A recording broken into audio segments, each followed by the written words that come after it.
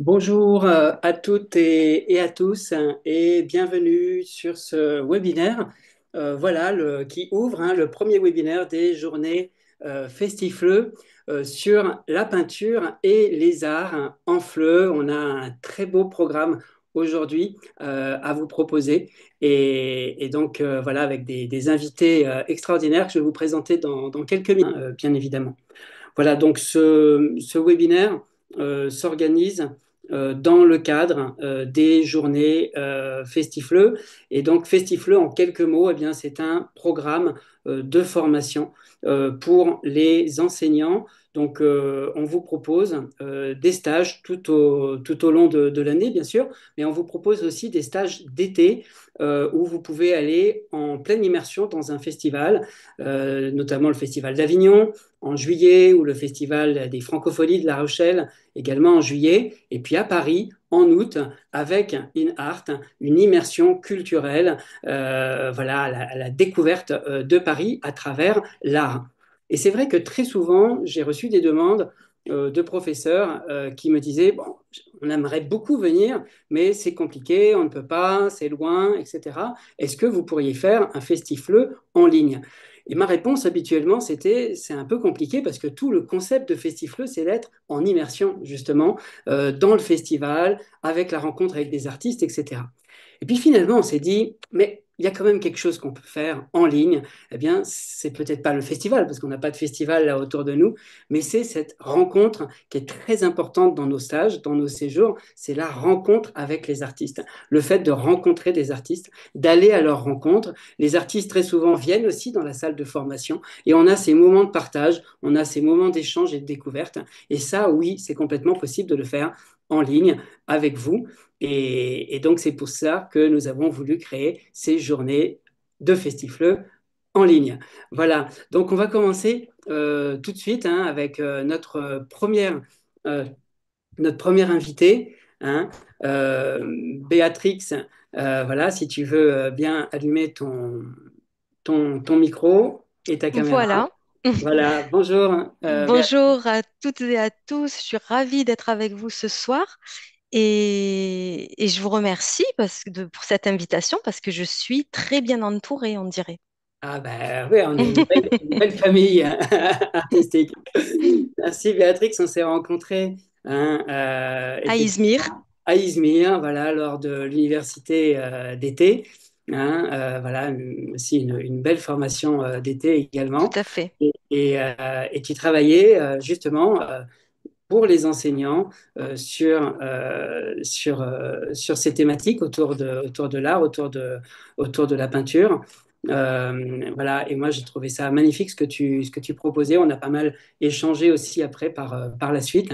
Voilà, en un mot, pour faire une petite bio, parce qu'on l'a préparé, voilà, donc Béatrix Vincent, peintre, autodidacte, engagée, Béax, de ton nom d'artiste, s'inspire notamment du street art pour ses œuvres. Elle réalise des portraits de femmes, Angelina Davis, Simone de Beauvoir, Rosa Parks. Comme elle, ce sont des femmes engagées. Sa démarche artistique cherche à apporter de la diversité et grâce à son métier, elle soutient également des œuvres caritatives notamment contre le cancer du sein. C'est ça. Donc voilà, si vous voulez en savoir plus, la soutenir, sachez que Béax expose actuellement à l'exposition Bax jusqu'au 22 avril à Montpellier. Voilà. Donc Béax, je te laisse la parole. Encore une fois, un grand merci. Merci, merci. Donc, je vais me présenter tout d'abord en quelques mots et puis ensuite, je partagerai mon écran pour que vous voyez un petit peu de quoi je parle plus concrètement. Donc, voilà, je m'appelle Béatrix Vincent. Mon nom d'artiste, c'est Béax. Tout simplement parce que ben, Béatrix, ça a une petite singularité. C'est pas très courant en France d'avoir ce prénom qui se termine par un X. C'est plutôt Béatrice qui est courant. Et tout le monde m'appelle par mon diminutif qui est Béa. Voilà, donc BA plus le X auquel je tiens, ça fait Béax. Voilà, je suis donc autodidacte, comme vous le disait Adrien. Je peins à titre professionnel depuis 11 12 ans. En fait, j'ai toujours peint, mais c'était du loisir. Et puis, m'est arrivé une rupture dans mon parcours de vie. Voilà, comme ça arrive à de nombreuses personnes, j'ai contracté un cancer. Et ce n'est pas triste de dire ça, puisqu'il en est sorti aussi de belles choses, même si ça a été une traversée du désert, voilà. Et finalement, ça m'a permis aussi, c'est une sorte de résilience, hein, puisque ça m'a permis de passer du côté des aidants et plus que du côté des aidés. Parce que grâce à mon art, finalement, alors d'abord, je peignais sur des tout petits formats, et puis euh, j'ai pris un peu plus d'espace, euh, bon an, mal an. Et puis j'ai commencé à faire des expositions et on m'a proposé de les mettre en vente, mes tableaux. Et je me suis dit, ben, c'est peut-être ça l'idée, c'est de faire de l'art solidaire, c'est-à-dire de vendre mes œuvres au profit d'associations comme Étincelle Occitanie ou la Ligue contre le cancer, qui participent à aider la recherche et puis les malades. Et voilà, je leur dois beaucoup. Je ressens beaucoup de gratitude envers eux, donc c'est pour ça que je continue, voilà, depuis 11 ans, à vendre mes tableaux pour les soutenir. Donc je me fais du bien et je fais du bien en même temps aux autres, ce qui est quand même fort agréable. Je vais partager maintenant mon écran pour que vous voyez plus concrètement, voilà, ce dont je vous parle. Adrien, tu peux me confirmer que on voit bien? Oui, tout est parfait. Hein. Voilà. Alors, je vais donc aborder mon travail et ma démarche par un angle particulier qui est le dialogue entre l'écriture et la peinture dans ma pratique artistique. Parce que c'est vrai que, pas toujours, mais souvent, j'inclus des mots ou alors je joue avec les mots dans le titre de mes œuvres. Donc, comme le disait Adrien tout à l'heure, mes influences sont le street art et notamment le stencil art. Donc, c'est l'art du pochoir et le writing qui est l'écriture, hein, qui s'intègre au tableau. Et puis la BD également, le pop art. Et donc, je fais tomber un petit peu les cloisons et je fais dialoguer tout ça dans un joyeux métissage. Je m'inspire aussi de mon amour des langues étrangères, puisque je suis linguiste à la base. J'ai vécu 2 ans en Allemagne, une année au Cameroun, et puis j'aime beaucoup voyager. Voilà. Donc la place de l'écrit dans mes tableaux, elle est envisagée dans une triple dimension. Le signifiant, c'est-à-dire ce qu'on entend, le signifié, l'idée de ce que les mots veulent dire, et puis le signe graphique également. Donc, par exemple, j'utilise parfois des mots pour assurer une zone de gris et la rendre ainsi plus foncée.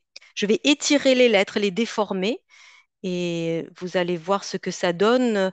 Alors là, peut-être vous ne voyez pas bien les détails, mais dans la zone de gris clair, il y a des mots qui sont étirés. Donc, il y a une sorte de, de deuxième lecture, si vous voulez. Il y a une première vision d'ensemble du tableau. Et puis ensuite, on peut aller un peu plus s'approcher et découvrir des mots un peu déformés. Donc là, ce sont les Trois Grâces parce que je suis du sud de la France, de Montpellier. Et nous avons une place emblématique qui s'appelle la place de la Comédie, surmontée d'une statue des Trois Grâces. Ce sont trois femmes gracieuses qui s'appellent Euphrosine, Thalie et je ne me souviens plus du nom de la troisième. Euphrosine, Thalie et Aglaé. Voilà, ça me revient. Les voilà en format paysage.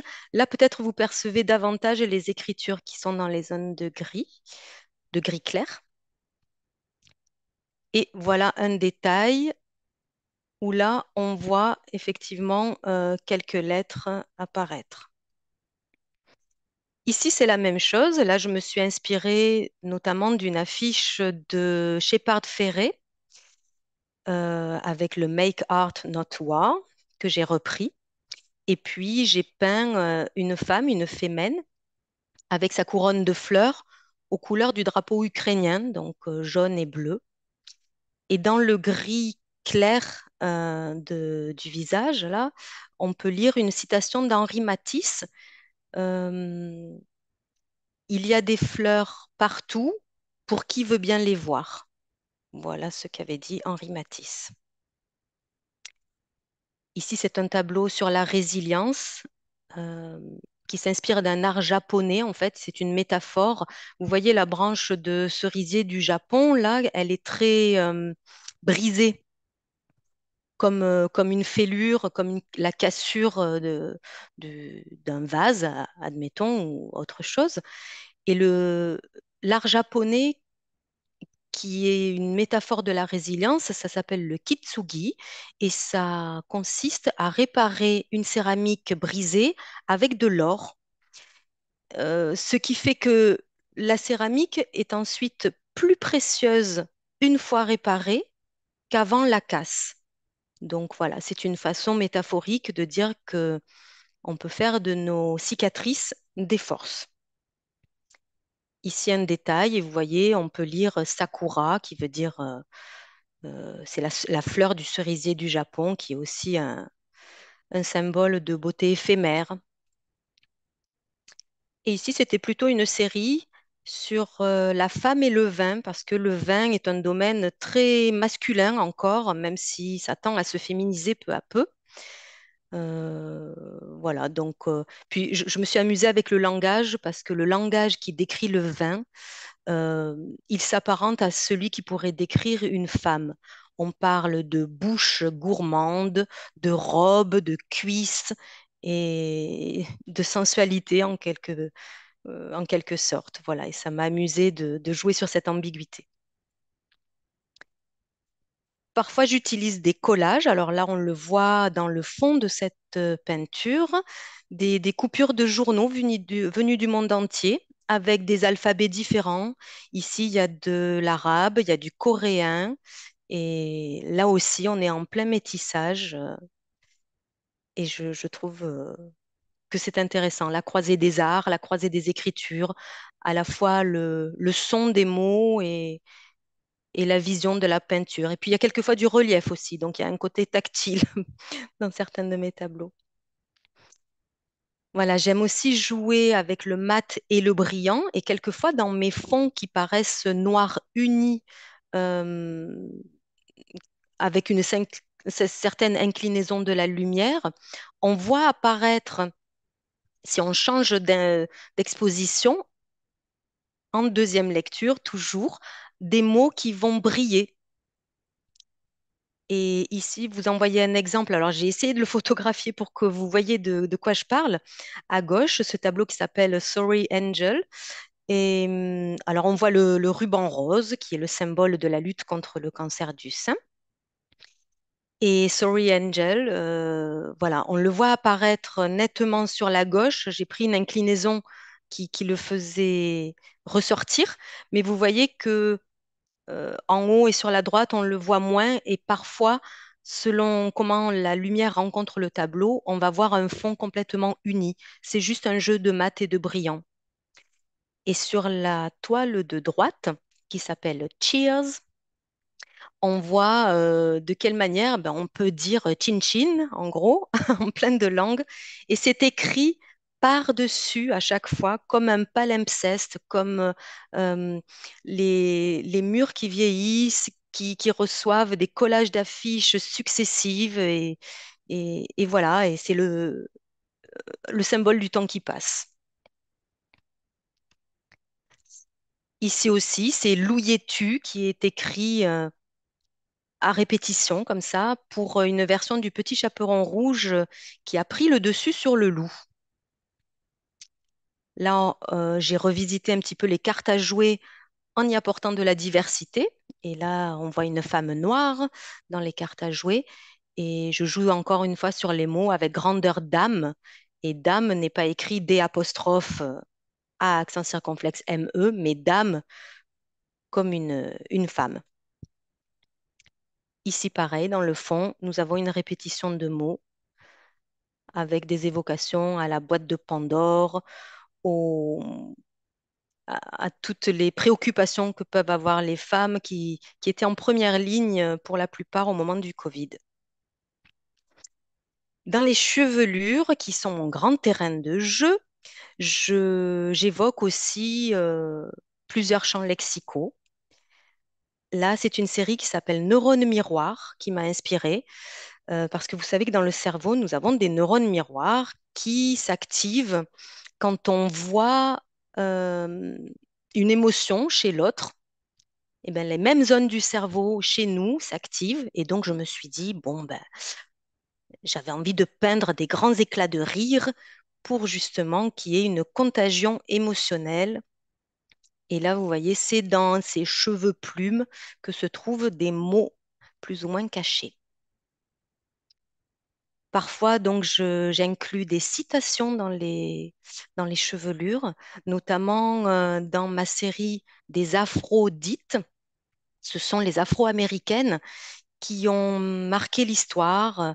Elles ont lutté contre une double discrimination. Elles étaient à la fois discriminées parce qu'elles étaient des femmes et puis parce qu'elles étaient noires. Donc c'était un petit peu ce thème de l'intersectionnalité où il y a plusieurs luttes qui se rencontrent. Et donc là, je cite Angela Davis, Bell Hooks, euh, Assata Shakur, voilà, Euh, beaucoup de féministes qui étaient dans ce combat-là. Ensuite, à la bande dessinée, j'emprunte un côté graphique, des grands aplats de couleurs saturées cernés de noir, et puis je fais des clins d'œil à des grands artistes qui ont marqué l'histoire. Ici, Roy Lichtenstein. Et je vais encore jouer avec le signifiant et le signifié, donc la sonorité des mots et leur sens. Par exemple, dans ma série des chimères, où j'hybride une personnalité féminine avec un héros de la pop culture qui est souvent beaucoup plus connu que certaines femmes qui mériteraient de l'être. Et je fais des mots valises. Alors, le premier, là, c'est Actarus. Donc, Actarus, c'est le héros de pop culture Goldorak. Et russe, parce qu'il y a une matrioshka. Le deuxième, c'est Ulislandaise, parce que c'est à la fois une Islandaise Björk, la musicienne, et Ulysse 31. Ici, nous avons Inalbator. Alors, le héros de la pop culture, c'est Albator, bien sûr. Et la fémène, c'est Ina Shevchenko, voilà, avec sa couronne de fleurs.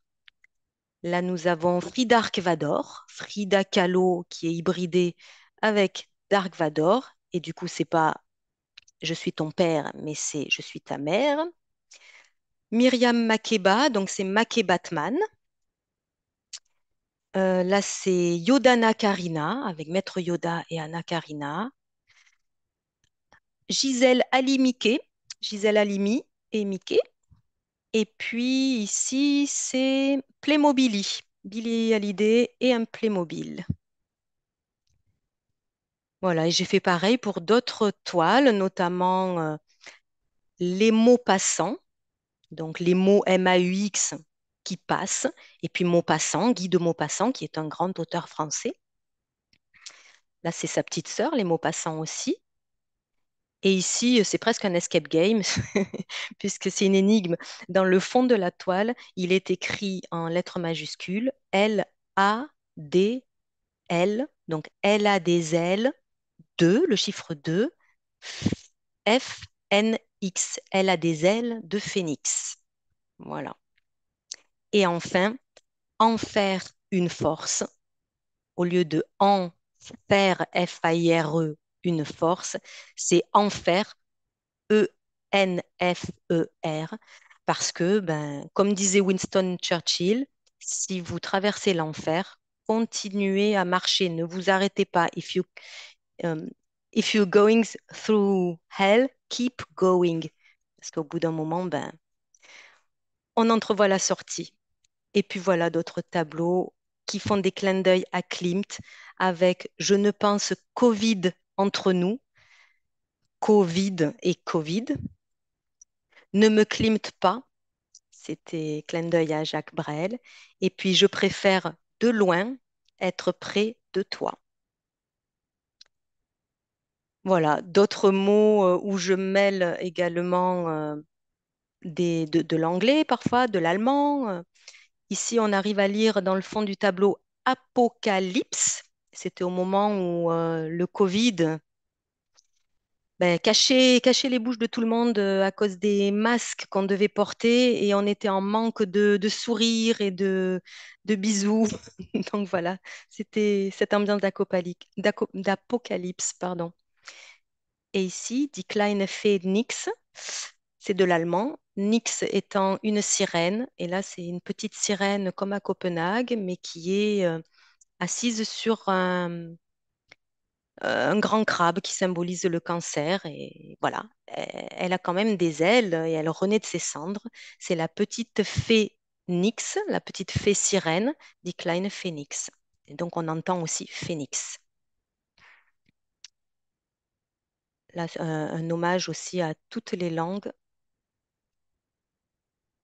Et puis là, je joue avec l'anglais. Wine more time au lieu de one more time. No wine is innocent au lieu de no one is innocent.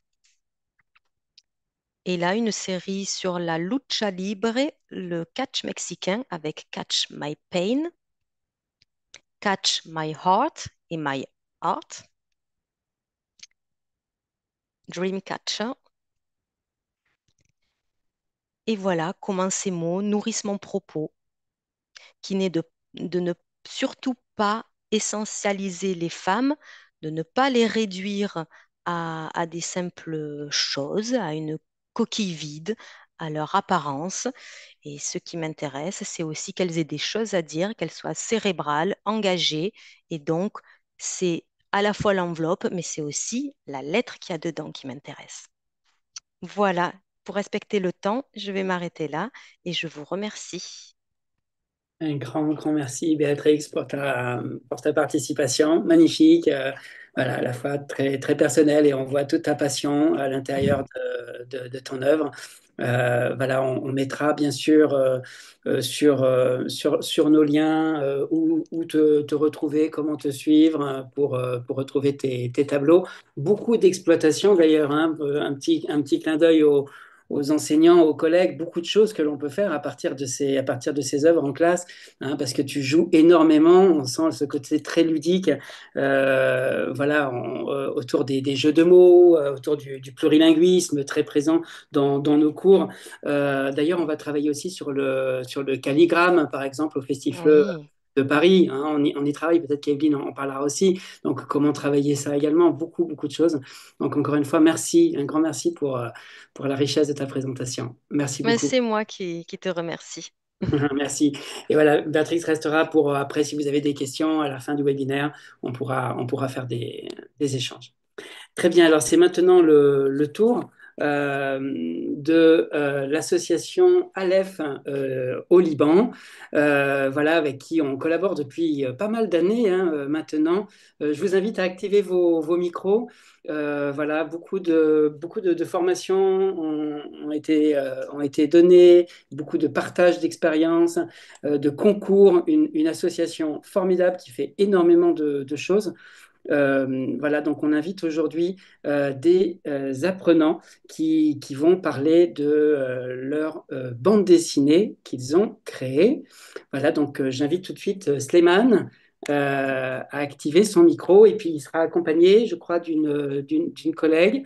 Et il y a également son enseignante hein, et la présidente de l'association également ici. Slimane, on t'écoute. Alors, qu'est-ce que c'était ce projet? Est-ce que tu peux nous en dire un petit peu plus? Tout d'abord, bonsoir à toutes et à tous.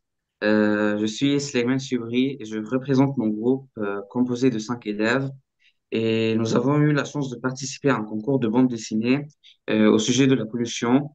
Et aujourd'hui, je vais vous raconter comment nous avons imaginé et réalisé notre BD. Très bien. Est-ce que tu Euh, veux que je montre ta BD dans un premier temps ou tu veux parler d'abord? On euh, peut la partager? j'ai pas le lien, pardon. Alors, je vais le faire. Je peux le faire, il n'y a pas de problème. Ok. Voilà. Alors, je partage tout de suite.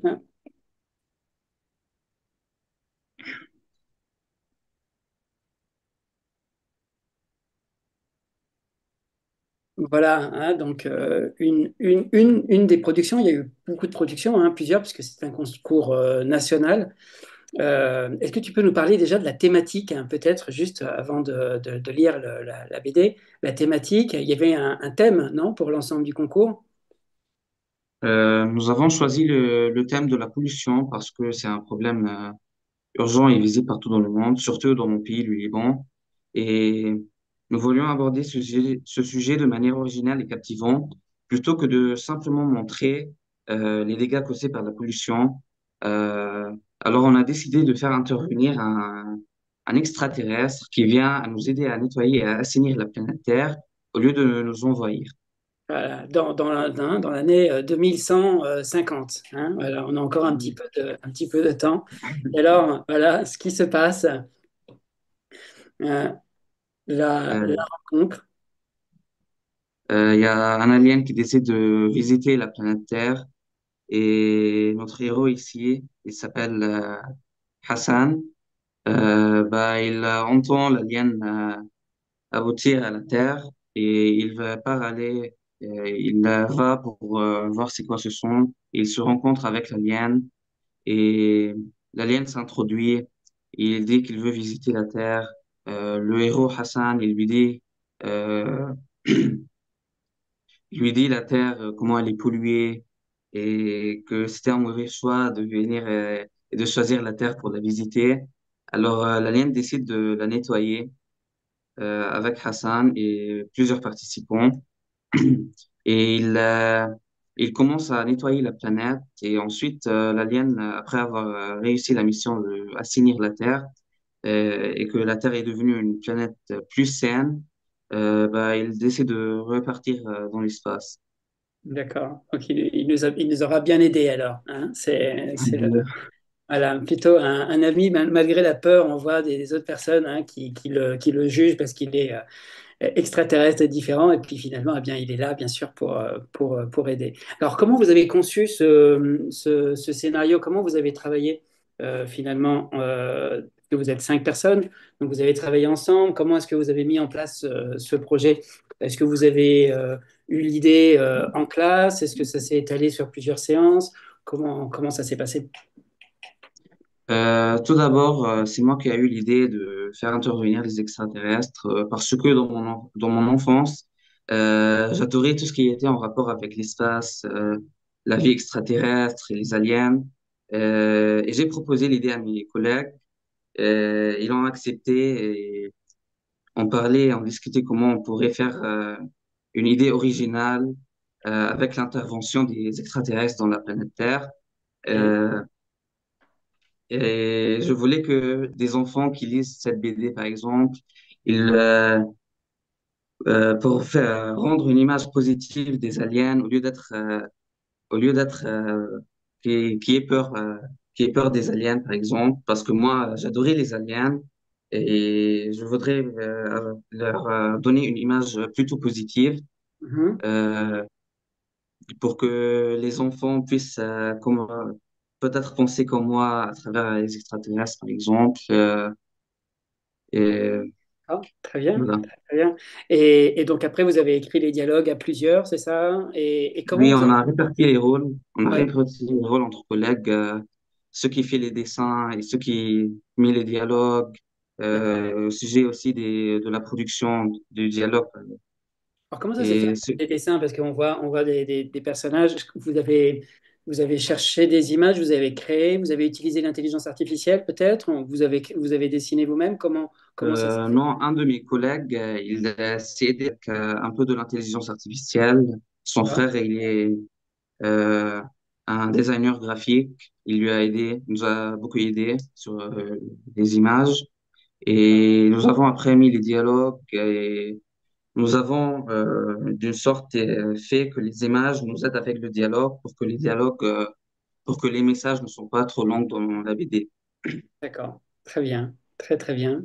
Merci beaucoup pour cette participation. De Euh, rien, merci. Ça serait bien d'entendre juste une petite phrase peut-être de l'enseignante, si elle est là. Voilà, pour terminer. L'enseignante Sophie, pardon, Mariam, c'est ça? Oui. Bonsoir à tous. Bonsoir. Merci beaucoup pour votre invitation et merci pour cette euh, activité à laquelle mes élèves ont participé avec un grand enthousiasme. Mhm, mhm. Euh, En fait, c'était pas un simple exercice ou une simple activité, c'était vraiment une expérience très riche Mhm. qui a favorisé euh, euh, leur talent, euh, On le voit, hein. leur culture, leur travail, leur esprit d'équipe. Mhm. Ils ont beaucoup aimé le travail et c'était vraiment une expérience très riche. Merci Ouais. pour vous. Merci, merci, ça fait très plaisir et c'est vrai qu'on voit en mettant en place des projets comme ça pédagogiques, les talents des élèves, parfois des talents inattendus et ça valorise à la fois, Oui. ça les valorise eux, puis ça valorise aussi ben, nos efforts, notre travail parce qu'on sait que monter un projet c'est beaucoup de temps. Voilà, moi ça me fait aussi très plaisir personnellement parce que on avait animé des formations sur la bande dessinée pour l'association, notamment Nathanaël, qui est notre expert de bande dessinée dans le groupement, qui avait animé aussi des ateliers. Et donc, de voir des résultats, de voir que tous les enseignants se sont mis à la tâche et ont créé les BD, et de voir ces beaux résultats, ben, En fait, c'est émouvant. moi, tout simplement, j'ai juste essayé de les guider. Je les ai suivis, mais eux-mêmes, ils ont travaillé tout seuls, avec un D'accord. très grand enthousiasme. Et Super. ils ont vraiment pu exhiber leurs talents.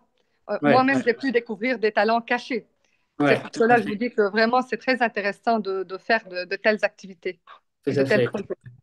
Super, merci. Encore un grand merci pour votre participation. Merci à l'ALEF du Liban qui est très présente sur ces webinaires, hein, sur les 3 webinaires. Donc encore une fois, un grand merci pour votre présence.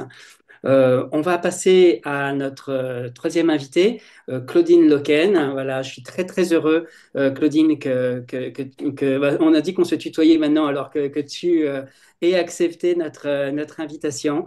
Voilà, moi, ça a été un vrai coup de cœur quand j'ai découvert ton travail. D'ailleurs, il y a eu beaucoup de réactions aussi sur les réseaux sociaux quand on l'a présenté. Voilà, donc un grand merci pour ta présence. Claudine Loken est une artiste peintre normande, connue pour son style naïf, inspirée par des maîtres comme Mondigliani, Frida Kahlo. Elle a exposé ses œuvres dans de nombreux pays, dont la France, le Canada et le Japon. Son œuvre met en avant les femmes avec des thèmes comme des grands personnages féminins, Aliénor d'Aquitaine, Emma Bovary, et voilà, bien sûr aussi d'autres thématiques, hein, la sororité et la gémellité également présente dans son œuvre. Euh, donc voilà, encore une fois, un grand merci pour ta présence. Et donc, bien, voilà, c'était histoire de partager, d'échanger autour de cette expérience. Encore une fois, Festifleuse, c'est vraiment le but, c'est d'aller à la rencontre des artistes. Et donc, bah, on a la chance d'avoir Claudine avec nous. Donc, je vais te poser quelques questions dans un premier temps pour faire cet échange. Et puis ensuite, bien, les enseignants auront certainement d'autres questions aussi, tout comme Béax à la fin du webinaire. Est-ce que d'abord tu pourrais te présenter ton parcours, ta démarche, hein, ta technique pour notre public? Merci. Oui, bonjour Adrien, et puis bonjour à toutes et tous. Moi, je suis ravie également d'être parmi vous. Je suis très touchée par cette invitation et puis que vous soyez sensible à mon travail, parce que quand on est artiste, on aime qu'il y ait une sensibilité partagée. Alors, qui suis-je? Alors, je suis Claudine Loquet, je suis artiste peintre, je vis en Normandie, près de la mer, dans une petite ville près de Fécamp. L'élément marin, j'ai oublié de le dire, est très important pour moi. Je suis une cénomarine. Je suis née à Sainte-Adresse, en Normandie, D'accord. et j'ai vécu au Havre. J'y ai fait mes études. J'ai entrepris des études d'art plastique très jeune. Je ne suis plus très jeune, donc je dis que j'étais très jeune. À Rouen et au Havre, à l'époque c'était un bac à 7. Donc j'ai une formation au départ artistique. J'ai suivi les cours des beaux-arts. Mhm. Et pourquoi je vous parle de ça? Parce que l'art naïf, au départ, il est autodidacte. Mhm. Or, il y a eu une branche qui s'est départagée de cet art naïf, ce sont les primitifs modernes, c'est-à-dire ce sont des peintres qui peignent naïvement, mais qui ont quelques connaissances artistiques. Et en ce qui me concerne, j'ai désappris puisque l'art naïf, c'est quand même un art de peintre autodidacte. Mhm. Qu'est-ce que l'art naïf? Ça, c'est vraiment une question importante. Voilà, tout à fait.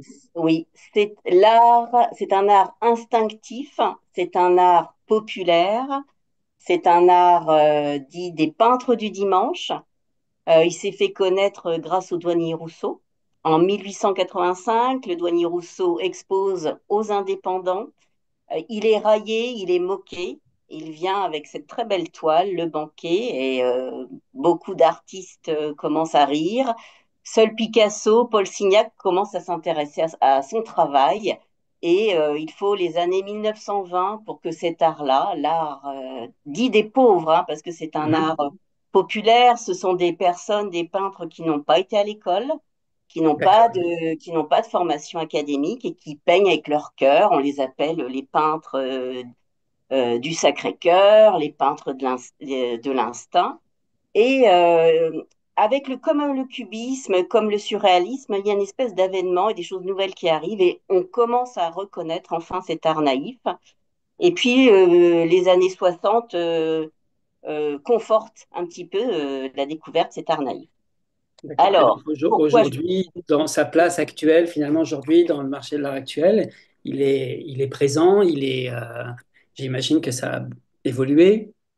Alors, ça a évolué toujours de manière un petit peu intime hein, avec cette forme d'art.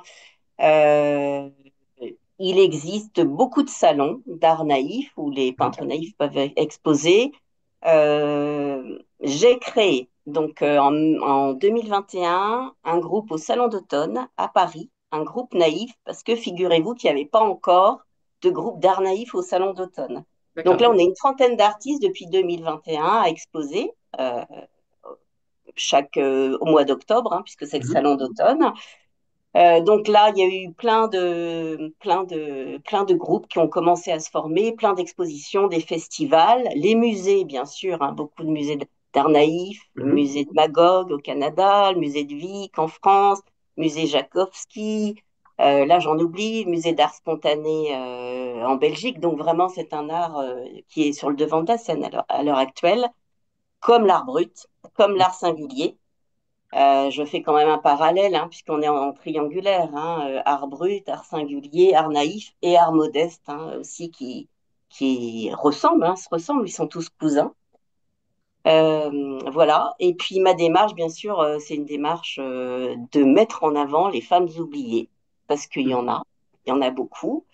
La gémellité aussi, un sujet qui me tient à cœur, puisque je suis jumelle, sœur jumelle et que voilà, c'était important de mettre en avant la gémellité parce que c'est pas facile de trouver sa place. J'ai créé, j'ai créé une petite édition qui s'appelle les éditions La Grisette. D'accord. C'est un petit livre où j'ai rassemblé toutes ces femmes oubliées, où j'ai parlé par exemple de Anne Brontë. Parmi les Mhm. sœurs Brontë, elle est un peu l'oubliée. Donc là, Je c'est partage super. en même temps. Voilà, les sœurs Brontë, je les ai mis un petit peu en avant parce que Anne, elle était un petit peu oubliée par rapport à Émilie et Charlotte. Et puis, bien sûr, Hélène de Beauvoir, on a beaucoup parlé de Simone, mais très peu de sa sœur Hélène qui était peintre. Donc, D'accord. j'ai tenu à la mettre en avant parce que c'est une femme de valeur qui était très féministe également et c'était un peintre de valeur. Et puis, de manière plus ludique, j'ai mis en avant Simone des Forest, qui était la première femme à avoir son permis de conduire, qui participait aux courses automobiles et qui avait lancé cette fameuse phrase en voiture Simone. D'accord. Oui, tout à fait. Voilà, voilà. Mhm. Et puis, je me posais la question de savoir est-ce que l'on peut aborder des thèmes forts, des sujets forts avec l'art naïf? Bien sûr que oui. Mhm. On en veut pour preuve Frida Kahlo, hein, Mhm. qui peignait avec son cœur, avec ses tripes. Et puis, j'essaie toujours de faire passer des messages assez forts. En ce moment, je suis dans les illustrations du mouchoir d'Arma, qui représente ces femmes en Irlande qui avaient été incarcérées au moment de l'affaire Bobby Sands. si vous vous souvenez, hein, lui est décédé malheureusement de faim dans sa prison. Mais les femmes qui avaient fait partie de l'IRA, certaines avaient été incarcérées et n'avaient pas été considérées comme prisonnières politiques et, pour se révolter, avaient brodé des mouchoirs pleins de symboles de manière Mhm, naïve. mhm. Voilà, on peut, avec l'art naïf, transmettre des messages forts. Tout à fait. Voilà. Si D'accord. vous avez d'autres questions, parce que je sais plus où j'en suis là. D'accord. Non, c'est très bien, c'est très intéressant.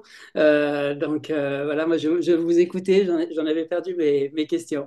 Effectivement, une question peut-être qui peut relier avec notre public actuel, donc des enseignants de français langue étrangère. D'ailleurs, vous avez vous-même enseigné, il me semble, non? On en avait Oui, parlé, oui. hein? Alors, je vais vous faire rire. Je vais vous faire rire. Je n'ai pas Ah, enseigné l'art plastique. non. Je suis peintre depuis 25 ans. En fait, j'ai toujours Ah, peint, toujours dessiné, mais j'ai enseigné l'économie-gestion, ce qui est moins glamour. d'accord, d'accord. Oui, mais on peut tout enseigner d'une manière ludique et créative, hein, j'en suis sûr, quand on a ça en nous. Donc, Voilà. la question, c'était effectivement, ben, finalement, comment est-ce qu'on peut faire aimer l'art pictural aux élèves dans un contexte scolaire, par exemple, ou universitaire, hein, d'ailleurs, peu importe. Comment est-ce qu'on peut transmettre sa passion? Là, par exemple, sur la peinture, parfois, les apprenants, notamment les adolescents, sont parfois un petit peu éloignés du monde de la peinture ou des musées, ne viennent pas forcément. Moi, dans mon cas particulier, c'était un peu particulier parce que mon père est restaurateur de meubles d'art et donc j'étais tout le temps dans les musées, dans les collections, dans les réserves. Donc j'ai eu une adolescence un peu différente. Mais je sais que pour beaucoup de collègues, d'amis, leurs ados ont un petit peu du mal parfois à rentrer dans les musées. Comment est-ce qu'on peut leur faire aimer la peinture? Alors, je n'aurai qu'un mot, c'est surtout aller voir les peintres vivants. Bon, c'est formidable hein, de connaître l'histoire de l'art avec des peintres morts. On va voir leurs œuvres dans les musées. Mais ce qu'il faut mettre en avant, c'est des peintres vivants. Parce que Mhm, nous, les artistes vivants, qu'on ne s'intéresse pas à nous, on en crève, hein. On en crève parce que déjà, il faut vendre nos toiles pour vivre hein, quand on est mhm, professionnel. Et puis en fait, on a l'impression on va être reconnu mais mort en fait, qu'on va faire partie d'un mouvement, que nos toiles vont passer dans les salles des ventes, mais que nous, voilà, on ne nous prend pas en compte là maintenant. On est vivant et je pense que les élèves seraient ravis d'aller dans les ateliers parce que mhm. les artistes ne demandent que ça, Bien de sûr. recevoir, d'expliquer leur travail. Et eux, ils sont vivants, ils peuvent vraiment expliquer ce qu'ils font, comment ils travaillent. Et, euh, et là, c'est vraiment un point essentiel. C'est vraiment aller dans les ateliers, aller au cinéma, parce qu'en fait, il y a eu plein de films. Il y a eu un film sur Aloïse avec Isabelle Huppert, les biopics. Mhm, Bon, bien sûr, Frida Kahlo, Aloïse, là je viens d'en parler, mais aussi Séraphine de Senlis. Le mhm, cinéma aide énormément. Camille Claudel s'est fait connaître avec le cinéma. Donc, allier le cinéma, les visites d'ateliers, les visites des musées, bien sûr, pour comprendre l'histoire et l'évolution de l'art, des mouvements. Et puis surtout, on ouvre nos ateliers. Venez au Salon d'automne, venez mhm, voir mhm. mon groupe. Ouais. Donc, à partir du 28 octobre jusqu'au 3 novembre, je vous accueille et je vous fais une déambulation à travers les œuvres. Et je vous explique. Formidable. Voilà. Merci, merci beaucoup. Alors, on avait aussi d'autres questions un petit peu plus sur vraiment sur vos peintures, sur vos inspirations. Pourquoi les femmes? Pourquoi la sororité? Pourquoi les loups? Parce qu'il y a aussi un lien avec l'univers du conte qui est assez présent. Alors, je voulais partager un petit peu, j'ai commencé à le faire tout à l'heure, je voulais partager un petit peu votre œuvre pour qu'on voit. Alors, vous pouvez me guider, bien sûr, hein, je vais aller simplement sur votre site. Voilà, sur votre site internet. N'hésitez pas à me dire pour naviguer ailleurs. Voilà, on retrouve hein, ces différentes thématiques. Est-ce que vous pouvez nous parler un petit peu plus et aussi du lien avec le conte peut-être que vous avez, sur lequel vous avez travaillé? Pourquoi les loups alors? C'était la première question. Pourquoi les loups? Alors, le loup, il est, selon moi, à la fois prédateur et bienfaiteur. Bon, c'est un animal fantastique, fascinant. Mais il peut faire du mal, hein. Il peut aussi être très respectable parce qu'il vit en meute, il est fidèle, enfin, voilà, c'est un bel animal. Et comme j'ai beaucoup de mal à représenter des personnages masculins, parce que je suis beaucoup dans la féminité et j'ai du mal voilà, à représenter des hommes avec mon style d'art. Donc en fait, eh ben, ces loups sont représentés, ce sont des hommes. Mhm. Ce sont les hommes que ces femmes ont rencontrés sur leur chemin. Voilà. Alors, Très notamment une toile qui s'appelle Elsa et les loups. Donc, c'est bien sûr, j'ai représenté Elsa Triolet, bien. car Elsa Triolet, première femme à avoir eu le prix Goncourt, et je ne l'appelle pas muse parce que elle était autre chose qu'une muse. Elle rencontre plein d'hommes sur son chemin qui lui apportent énormément, mais aussi qui lui font mal. Elle rencontre des des hommes qui la blessent. Et sur cette toile d'Elsa et les loups, j'ai représenté ces hommes qui traversent sa vie. Mhm. Mayakovsky, il y a eu aussi Louis Aragon, bien sûr, qui lui apporte aussi beaucoup de choses, mais qui aussi l'a fait souffrir. Et Aragon a reconnu son œuvre et son talent lorsqu'il a vu ce qu'elle écrivait, parce elle écrivait au départ en russe, hein, et elle Mhm. a appris le français, et elle a eu le prix Goncourt avec un livre écrit en français. Mhm. Donc, c'était vraiment un écrivain majeur qui a été, je trouve, pas assez mis en avant, pas Mhm. assez oublié un peu, et Mhm. toujours vu comme muse. Donc ça c'est un petit peu dérangeant parce que Jacqueline Lamba, par exemple, elle est vue comme muse, elle n'est pas vue comme peintre ou photographe. Mhm. Mhm. Et là, vous vous Dora c'est retrouvez un un peu petit la peu même avec des chose. axes, hein, d'ailleurs, Oui, sur cette oui, thématique, hein, oui, tout à fait. de peindre sur Oui, des femmes oubliées de l'histoire. oui, Euh, ouais, c'est intéressant justement de vous retrouver toutes les deux aujourd'hui parce il y a un lien, hein, effectivement. oui, Je, oui, j'ai aussi apprécié, et je pense que je voulais le partager avec les collègues enseignants, sur votre site internet, hein, donc claudine-loken.com. Vous pouvez aller ici et voir, par exemple, voilà, il y a une page qui s'appelle Œuvres qui parlent, et vous avez un audio de 4 minutes 10, donc ça peut être oui. intéressant aussi pour avoir une écoute autour de cette œuvre. Hein, et donc voilà, n'hésitez pas non seulement à découvrir les tableaux, mais aussi à faire parler, hein, les tableaux. Voilà, très bien. Je crois qu'on avait une toute dernière question. Voilà, ben, simplement savoir sur vos projets futurs, sur quoi vous allez travailler. Est-ce que vous avez un projet actuellement ou quelque chose une direction que vous aimeriez prendre davantage? Alors, j'ai travaillé dernièrement sur un projet de poésie. Donc, un monsieur très amoureux m'a passé commande de 56 illustrations sur 56 poèmes de la langue française. J'ai illustré ses poésies et il a offert le jour des 56 ans de son épouse ces 56 planches de dessin. Mhm. Et pour immortaliser cet objet, puisque c'était dans une boîte, nous en avons fait un livre, un livre poétique D'accord. aux éditions Le Livre d'Art. Voilà, il y a beaucoup d'érotisme à l'intérieur de ce livre, mais il y a aussi des sujets forts.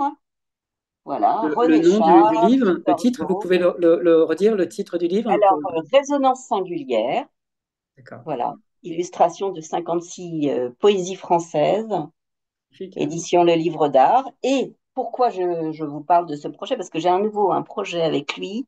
Là, cette fois-ci, c'est pour les 65 ans, son épouse. Voilà, D'accord. donc on recommence, on va faire un autre objet, on va faire autre chose.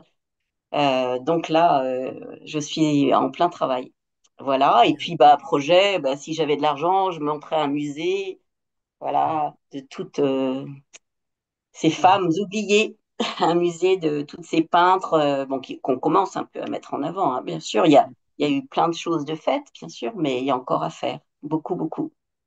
Voilà. Merci, encore une fois, un grand merci. Puis en plus, là, vous faites le lien avec l'intervention que je ferai à la fin sur d'un art à l'autre, hein, donc de passer de la poésie à la peinture et inversement d'ailleurs, hein, peut-être aussi des pistes pédagogiques pour nos apprenants, très intéressant, pour aller à la découverte d'un art en passant par un autre art, hein, qui parfois facilite. Merci encore beaucoup, Claudine, pour votre présentation magnifique et encore une fois pour votre présence. Merci, merci à vous.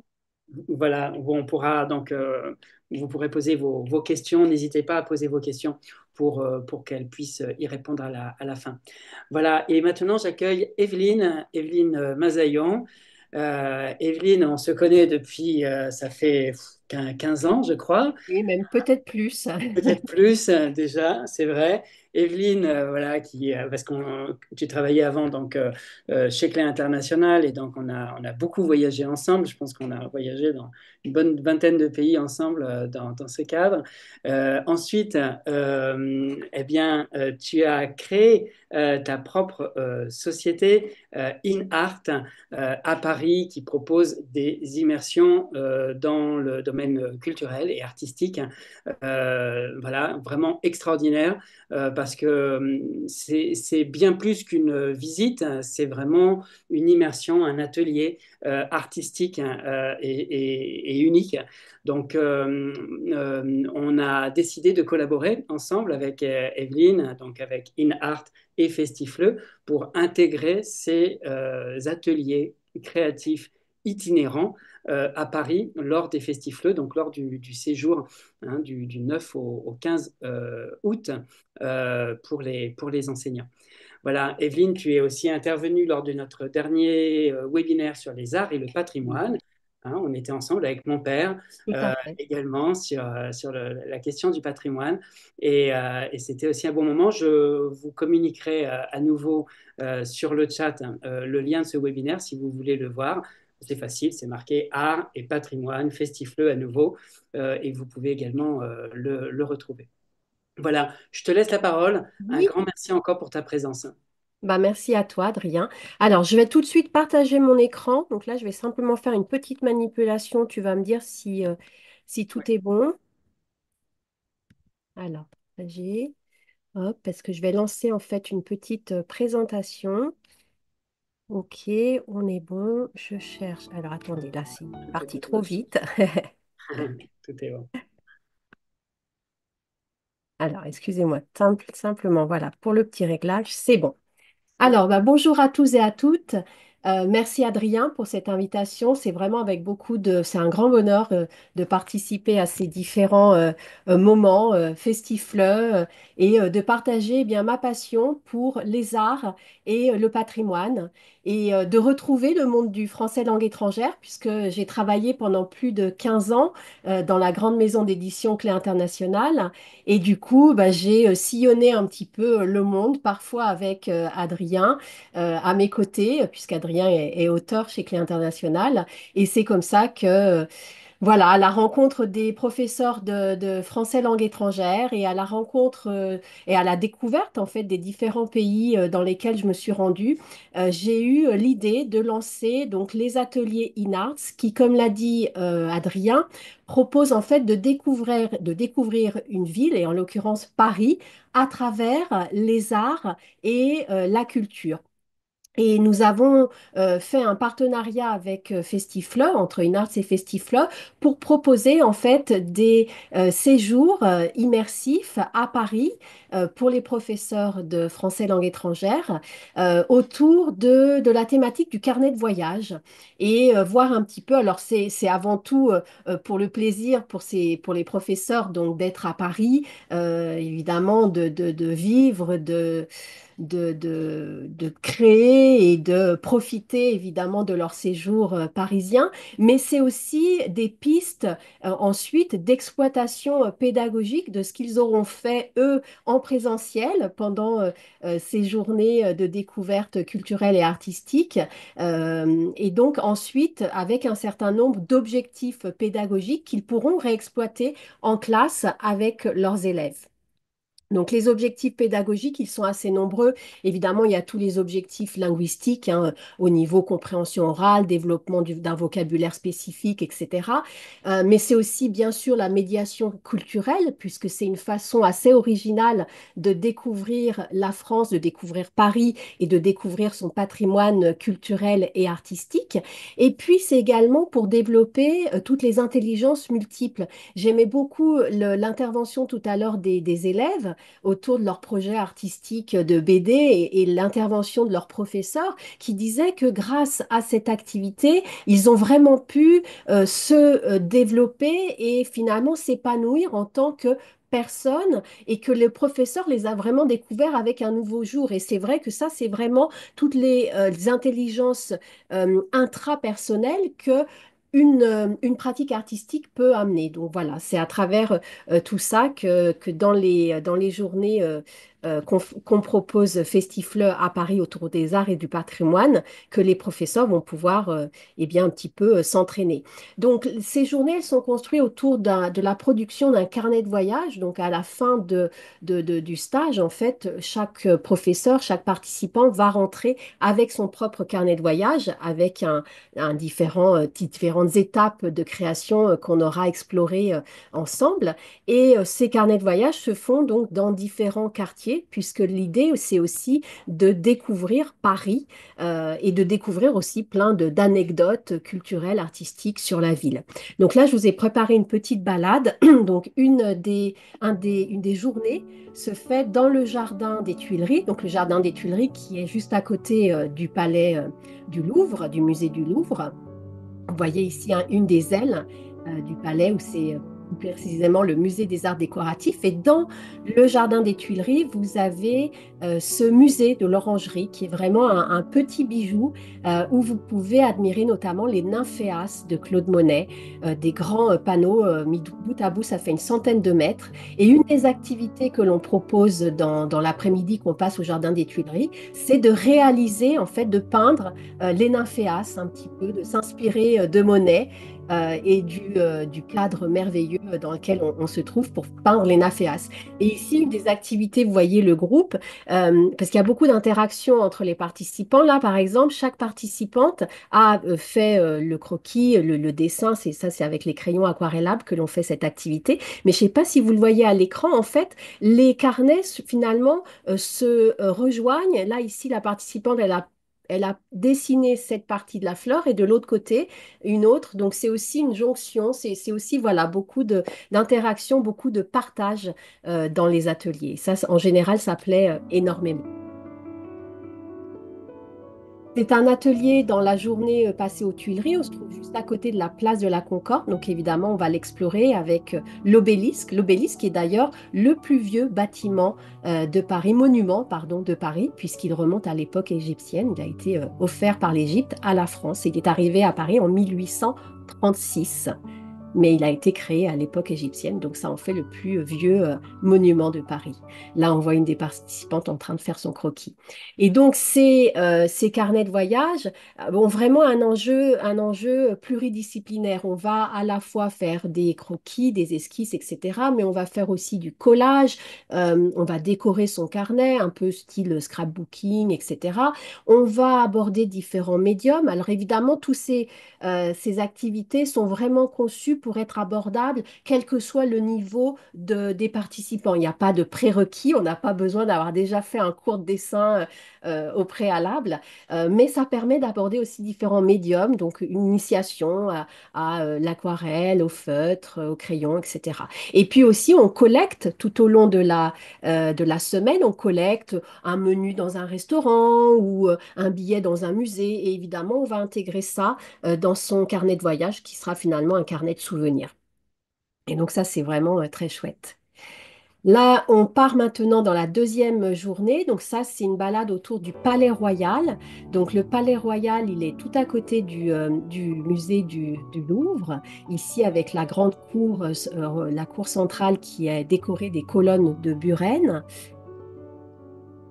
Ensuite, on fait une petite halte à la Bibliothèque nationale de France Richelieu, Cette salle, c'est ce qu'on appelle la salle ovale. C'est une salle c'est une bibliothèque publique, hein, donc qui est accessible au grand public et c'est vraiment un joyau architectural.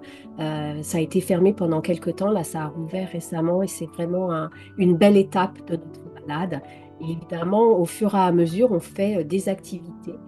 Je vous donnerai évidemment des exemples d'activités que l'on fait. Là, il y a une autre salle, c'est la salle Labrouste. Celle-ci, on peut la voir simplement, on ne peut pas rentrer dedans, on la voit de la porte parce qu'elle est réservée aux chercheurs en histoire de l'art notamment. Puis là, on est dans le petit jardin juste à l'extérieur de la bibliothèque Richelieu. Et ce jardin, il a la particularité d'avoir plein de plantes papyrifères.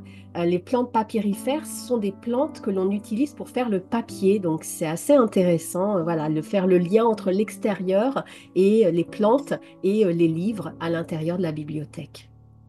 En sortant de la bibliothèque, dans un instant, je vais vous emmener en balade dans la galerie Vivienne. La galerie Vivienne, c'est un passage couvert.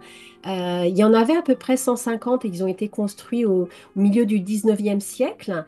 Et celui-ci est très très bien restauré et vraiment magnifique. On y trouve notamment une très vieille librairie, hein. Là, je suis en train de regarder quelques livres, par exemple, de la librairie à l'extérieur. C'est une librairie qui a été conçue à peu près en même temps que la conception du passage en 1823. Et ça aussi, ça fait vraiment partie des lieux un petit peu moins connus et donc qui méritent de la découverte. Alors évidemment, là, pour le coup, le lieu le plus connu, probablement le musée du Louvre, c'est aussi une des étapes de notre balade, avec la magnifique pyramide de Peille, hein, c'est cet architecte sino-américain. Et à côté du Louvre, finalement entre le Louvre et le jardin du Tuileries où on se trouvait tout à l'heure, on va le voir à l'instant, donc l'Arc de Triomphe du Carrousel, puisque vous le savez peut-être, il y a deux arcs de triomphe, l'un qui se trouve ici devant vos yeux et l'autre qui se situe évidemment tout en haut des Champs-Élysées.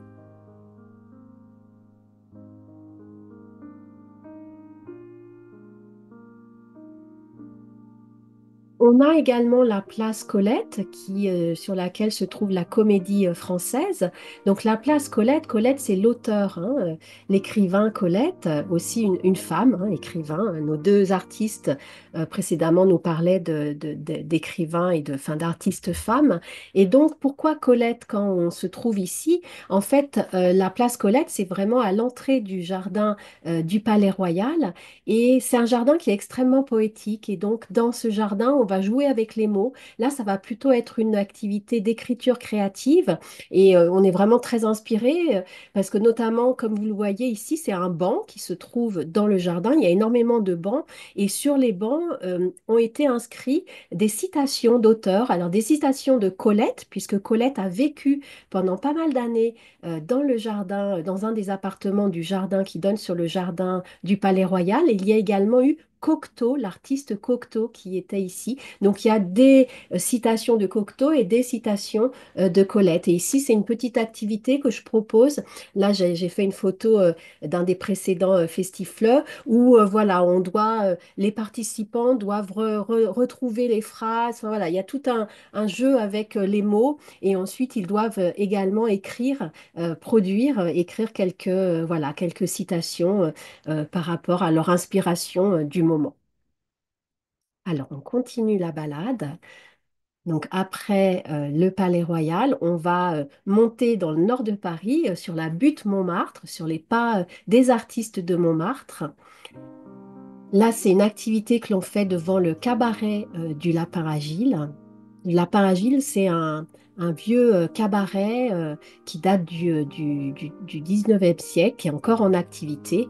Et là, on voyait donc les participants qui posaient devant le Lapin Agile. On a aperçu le Sacré-Cœur, évidemment, la place des Abbesses avec la magnifique bouche de métro, le Moulin Rouge qui est au pied de Montmartre. Ici, le mur des Je t'aime, où Je t'aime est écrit en 250 langues. La très connue place du Tertre qui réunit de très nombreux artistes, les petites rues emblématiques avec les escaliers qui descendent. Et là, on arrive sur la place du bateau lavoir.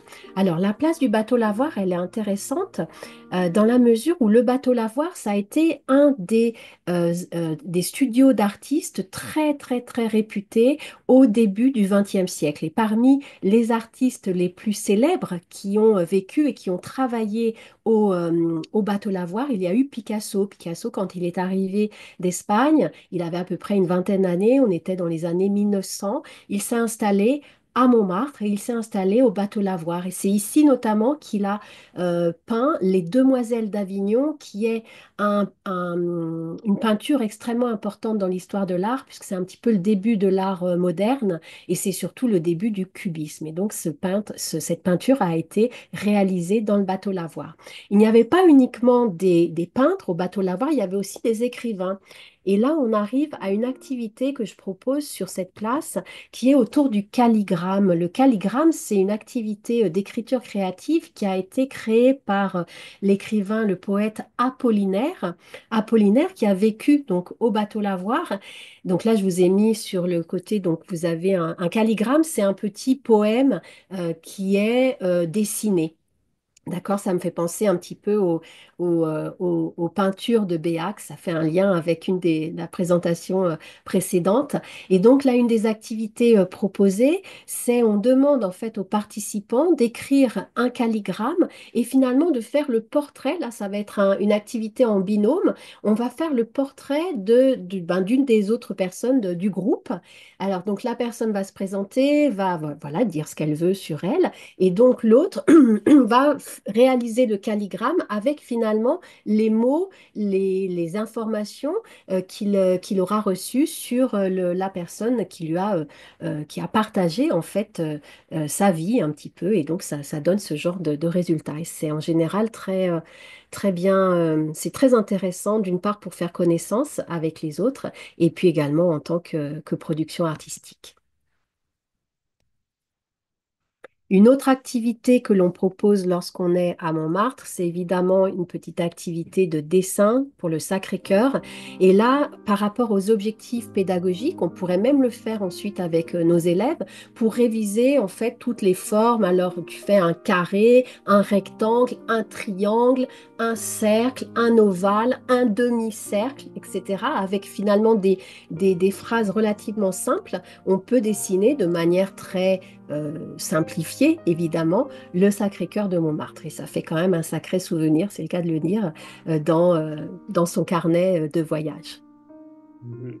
Voilà, Ah, carnet qu'ont réalisé les festifleuses et les oui, festifleurs. Il n'y avait pas de festifleurs cette fois-ci, il n'y avait que des non, il n'y avait que festifleuses des femmes. ensemble, hein, voilà, les Tout à fait. participantes de la dernière édition. Exactement. Et donc voilà, donc là je vous ai remis les dates. Donc Adrien, tu confirmes que c'est bien les bonnes dates ou pas? Je ne me suis pas trompée, j'espère Oui, pas. oui, tout à C'est bon? fait. Donc du Là, par contre, 5. tu ne partages pas ton écran actuellement. Ah, pardon. Ouais. J'ai arrêté le partage? Oui, depuis un petit moment. Oui, oui, oui, oui. Ah bah Remets mince, alors je ne sais c'est pas pas ce grave, qui s'est passé. on t'écoutait aussi très bien. Ah, excusez-moi, je ne m'étais pas rendu compte. Moi, Ouais. j'avais du coup mon écran, je ne sais pas du tout ce qui s'est passé. Là, vous le voyez ou pas? Toujours pas? Non. Non? Bon, bah, c'est pas très grave. Donc, du coup, oui, je vous disais, donc, le Festifleux, donc à Paris, au mois d'août. Et du coup, bah voilà, ce sera un petit Je peu peux le les. partager ici. Ah, Voilà, tu peux le partager, génial. voilà, ici, il y a le programme hein, effectivement des festifleux. Donc, c'est bien du 5 au 11 août, hein, donc en collaboration avec InArt et également avec SL Immersion, qui est la structure agence de voyage qui organise l'ensemble au niveau de la logistique, de vos accueils, de l'inscription, etc. Donc, voilà, on salue également nos collègues de SL Immersion. Et vous voyez effectivement un programme bien rempli avec des ateliers le matin en salle de formation et l'après-midi, les parcours culturels et créatifs qui sont encore des ateliers, hein, mais en itinérance dans Paris. Voilà, donc un atelier sur exploiter les arts et le patrimoine culturel en classe. Et puis un deuxième atelier plus sur la création artistique directement faire des œuvres aux apprenants. Mhm. Et voilà, une question a été posée par Aurélie dans le chat. Effectivement, est-ce qu'on a des canevas, etc., des activités déjà prêtes? Oui, tous les participants ressortent à la fin avec un livret en fait d'activités réutilisables, clés en main, bien sûr, pour leur cours. Et là, on retrouve donc tes parcours créatifs, hein, Evelyne, de la place de la Concorde à la pyramide du Louvre, hein, à Oui, travers les jardins des Tuileries, là, à travers Montmartre, hein, qui est oui, également au programme. Voilà, on visite aussi le musée Carnavalet, qui est un musée très intéressant oui. sur l'histoire de Paris, et notamment, hein, mais aussi bien plus large. Et puis la visite du Palais Royal, la Galerie Vivienne, enfin voilà, Oui. tout ce que tu nous as Et la présenté, tu nous as bibliothèque fait Richelieu. voyager déjà en ligne. Et là, eh bien, du 5 au 11 août, vous pouvez également le vivre en présentiel et en direct sur Paris. Très bien. Voilà. Merci beaucoup, Evelyne, Merci, merci. À très bientôt. merci, un grand merci encore Avec pour ta plaisir. présence, hein, voilà, et pour cette belle collaboration voilà, depuis plusieurs éditions. Oui, tout à Merci. fait. Merci, à très bientôt. Je trouve ma... Merci. Très bien. Voilà, alors dans le partage, je vais vous partager donc ici effectivement le programme. Sachez que, voilà, juste très rapidement, sur le site groupementpayeformation.com, vous pouvez retrouver tous nos stages, hein. Donc là, vous voyez les festifleurs et les festifleuses, les participants des festifleux. Voilà, donc il y a aussi un festival à La Rochelle sur la chanson pendant les Francopholies, sur le théâtre à Avignon pendant le Festival d'Avignon, hein. Et voilà, il y a la possibilité de faire les deux stages ensemble. On a appelé ça Art de la scène. On a des webinaires demain sur la chanson, sur le théâtre, justement. Donc n'hésitez pas à venir également suivre ces webinaires. On a également des artistes invités sur ces deux webinaires.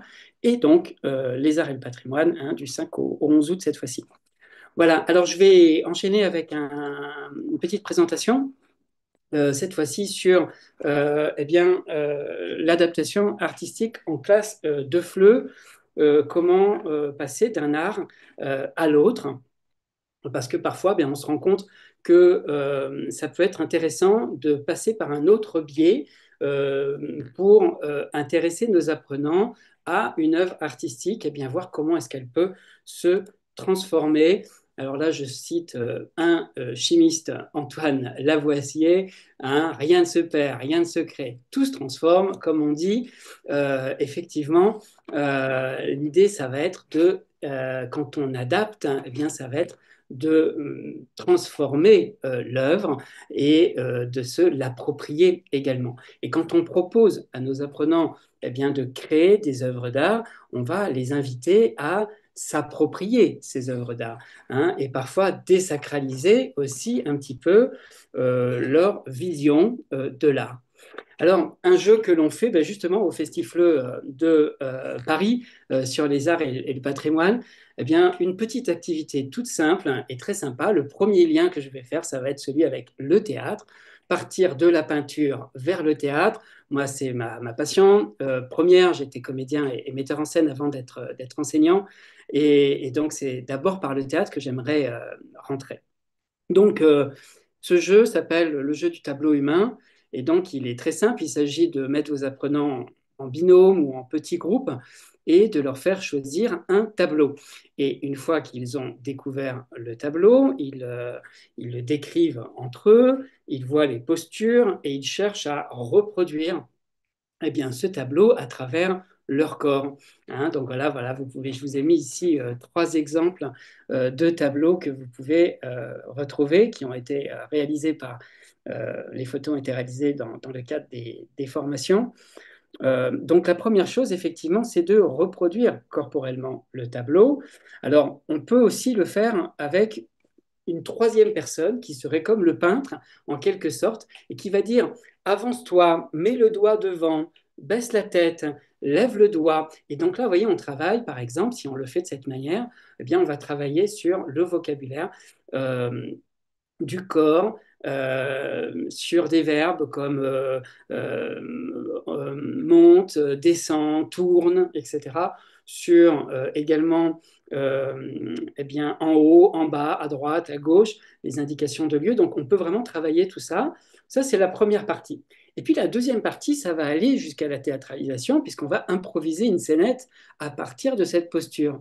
Quand on revoit ici le baiser de Klimt, par exemple, eh bien, qu'est-ce qu'elle dit à l'oreille avec ce baiser? Mais qu'est-ce qu'elle est en train de lui chuchoter à l'oreille? Et donc ça, finalement, eh bien, on va jouer sur le hors-temps, c'est-à-dire qu'est-ce qui s'est passé juste avant le baiser et juste après le baiser de Klimt? Eh bien, qu'est-ce qui s'est déroulé comme histoire? Et donc là, il va y avoir une improvisation théâtrale.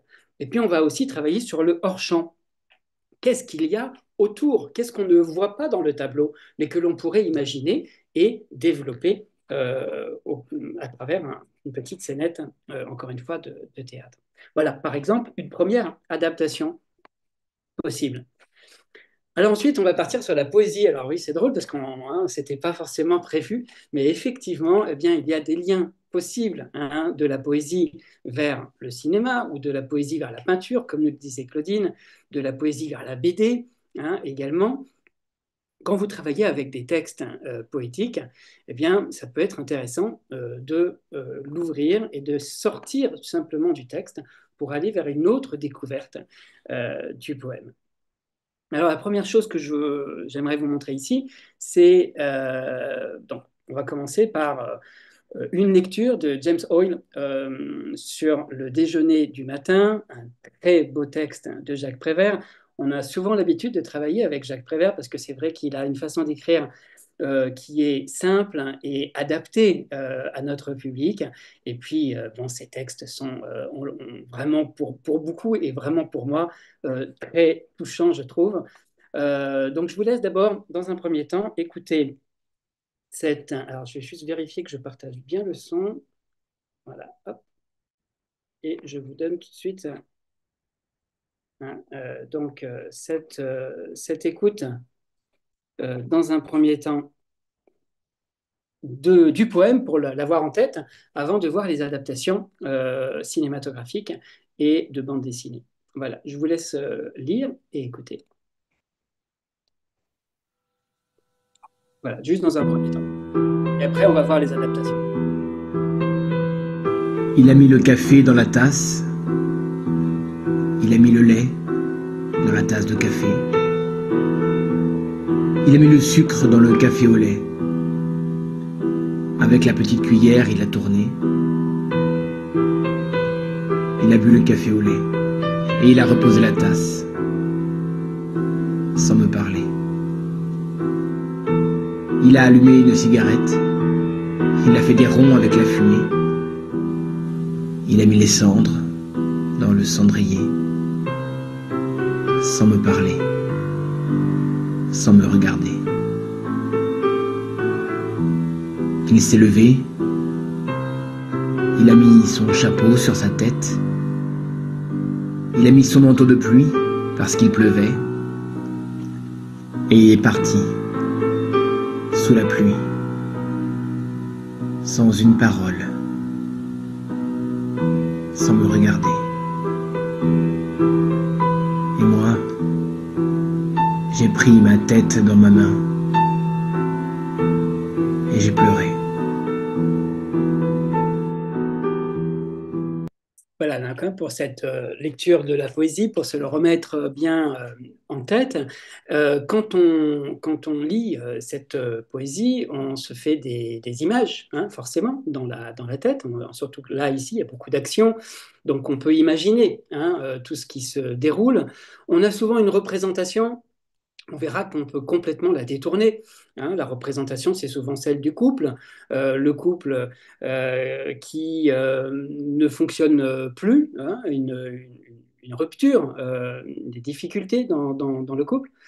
Mais on peut imaginer plein d'autres choses. On peut imaginer que le il serait quelqu'un d'autre, ne serait pas forcément l'homme du couple, par exemple. Et on peut aussi imaginer beaucoup d'autres choses, mais on va le voir dans quelques instants. Ce que j'aimerais vous dire dans un premier temps, c'est que bien sûr, en tant qu'enseignant, on voit ici le passé composé, et on se dit, oh là là, c'est formidable, je vais pouvoir travailler sur le passé composé. Mais ce que j'aimerais vous dire, c'est allons au-delà de la pure analyse grammaticale, par exemple, de la poésie, et essayons de transmettre l'émotion qui se dégage dans ce texte. Hein, alors c'est vrai que sur un niveau débutant, vous avez tout le vocabulaire sur le café, la tasse, le lait, la cuillère, hein, donc c'est pratique, évidemment, mais on va essayer d'aller bien au-delà. D'accord. euh, donc, voilà.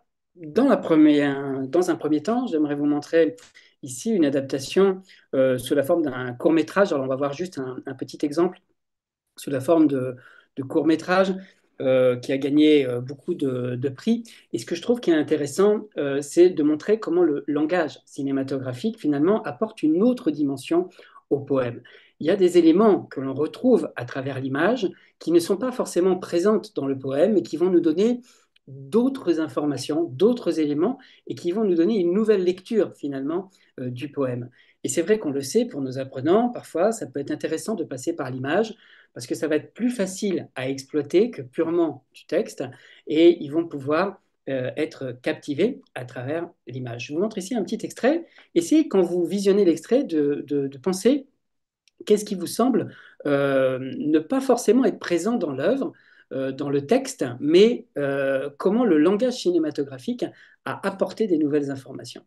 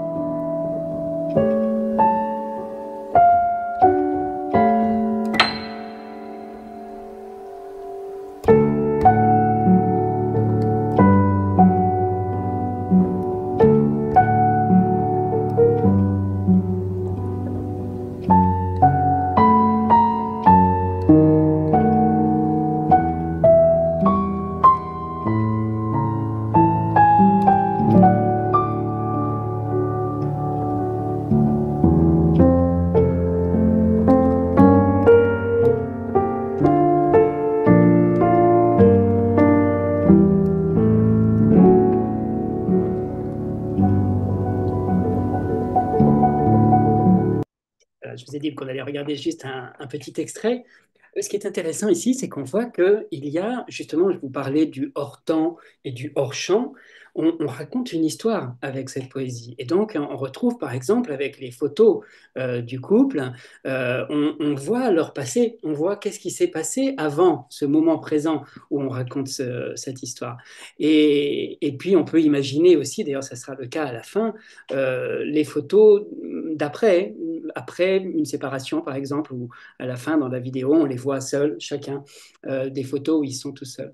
On utilise aussi le symbolisme, hein, par exemple, à travers cette rose fanée et en même temps une rose magnifique et une autre qui est fanée, qui va donner un message. Même le premier image à travers les chaussures apporte déjà un message sur le fait d'un départ de la part de l'homme. Donc, on voit qu'on peut utiliser on appelle ça en didactique du feu, finalement une compréhension audiovisuelle, c'est-à-dire ne pas simplement être sur la compréhension écrite du texte, mais sinon aussi de s'appuyer sur des vidéos comme celle-ci pour aller vers une compréhension plus de l'image et à travers l'image faire comprendre le poème. Hein, voilà. Et puis après, comme je vous disais, on peut très bien imaginer autre chose. C'est pas forcément un couple. Hein. On pourrait très bien imaginer, par exemple, que c'est le père qui ne s'intéresse pas à l'enfant. Et là, c'est intéressant parce que les apprenants, quand ils vont imaginer ça, parfois ils vont parler d'eux ou de personnes qu'ils connaissent, et c'est une manière aussi de connecter avec une certaine réalité. Peut-être que la réalité du couple ne leur parle pas dans la poésie, mais par contre, ils peuvent voir autre chose. Hein, ça peut être la dernière fois qu'ils ont vu leur grand-père, par exemple, et puis il ne s'intéressait pas à eux, il n'était pas présent, il fumait sa cigarette, il buvait son café, puis finalement, il était parti. Ou alors, effectivement, le père, ça peut être... alors après, on joue ces improvisations théâtrales à partir de ce poème également.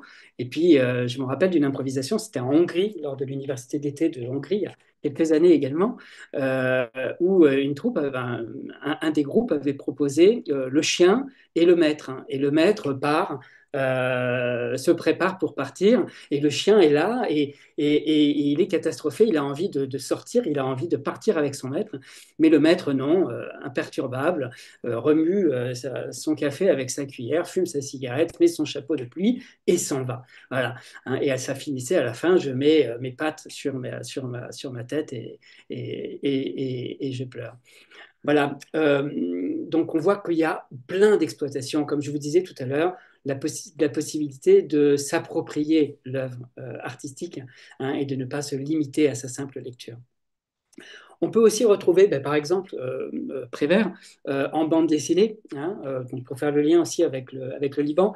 Ici, voilà, vous avez des collections qui s'appellent Petit à Petit, euh, plusieurs livres chez l'éditeur. Donc, petit à petit, il y a toute une collection autour des poètes célèbres et transformés en bande dessinée.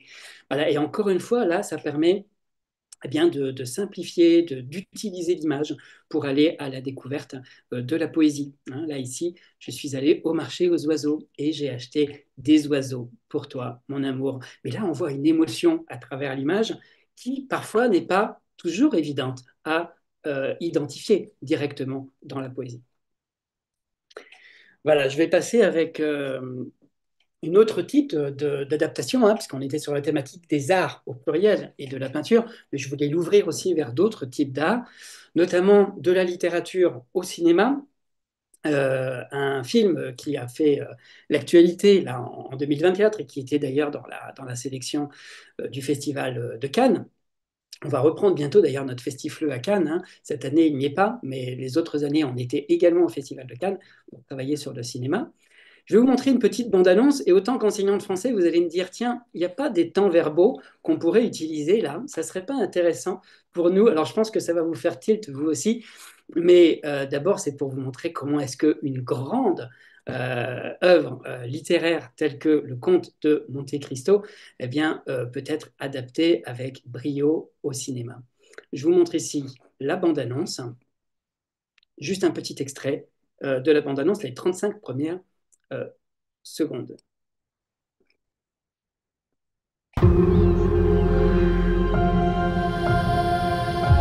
Il y a des années, j'ai aimé une jeune femme que j'allais épouser. Je porte ici un mandat d'arrêt pour le dénommé Edmond Dantès. Si Dantès nous a trahis, alors qu'il est le sort des traîtres. Je suis innocent! J'ai rien fait, je suis innocent! Il vivra. Et pour tout le monde, il sera mort. Voilà pour ce petit extrait. Bon, je pense que les collègues enseignants ont repéré les mêmes temps. Hein, l'imparfait au début, hein, voilà, très bien, le passé composé, le futur, voilà, dans ce petit extrait de 35 secondes, vous pouvez déjà travailler sur situer l'histoire, hein, voilà, qu'est-ce qu'il y avait, qu'est-ce qui s'est passé, et puis qu'est-ce qu'il y aura. Hein, voilà, donc je trouvais que c'était assez intéressant déjà à ce niveau-là. Mais bien sûr, l'idée, ça va être d'aller au-delà du travail sur la langue et d'aller à la découverte hein, du conte de Monte Cristo, mais à travers des bandes annonces, des films, hein, et notamment ce film. Alors, je voulais aussi vous parler de l'adaptation parce que c'est un thème sur lequel j'ai travaillé dans la méthode GEM, une méthode que j'ai publiée avec d'autres auteurs, hein, Anna Léon notamment, qui interviendra demain. Notamment, et tous les auteurs de la méthode sur eh bien, cette unité entière sur l'adaptation artistique, comment passer d'une œuvre à l'autre et donc faire découvrir aussi des œuvres d'art aux apprenants. Et j'avais donc sélectionné ce texte, hein, qui est un document authentique. C'est GEM 5, donc c'est le niveau B1, pour savoir comment bien choisir qu'est-ce que l'on souhaite adapter. Oui, parce que le projet dans cette unité, ça va être en petits groupes, hein, comme vous le voyez ici, de choisir une œuvre littéraire à adapter, vérifier qu'elle correspond bien, hein, aux conditions pour être bien adaptée, et puis ensuite, eh bien, ils vont faire des choix, peut-être ils vont moderniser l'histoire, changer les personnages, changer la fin, s'approprier encore une fois cette histoire pour faire une adaptation, et donc d'étape en étape dans le projet, ils vont adapter une œuvre littéraire, alors sous la forme qu'ils souhaitent. Et donc, ce texte nous donne quelques informations, hein, donc, par exemple, que Roméo et Juliette a été adapté à l'écran 80 fois, Les Trois Mousquetaires 30 fois, hein, Madame Bovary, Liaisons, dangereuses, Les Misérables, hein, des classiques qui ont été très largement adaptés au cinéma.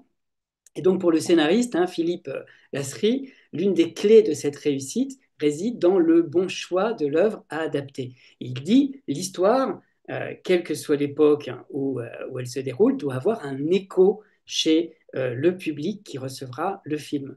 Voilà, la question que tout réalisateur, producteur, scénariste se pose en amont, c'est en quoi est-ce contemporain?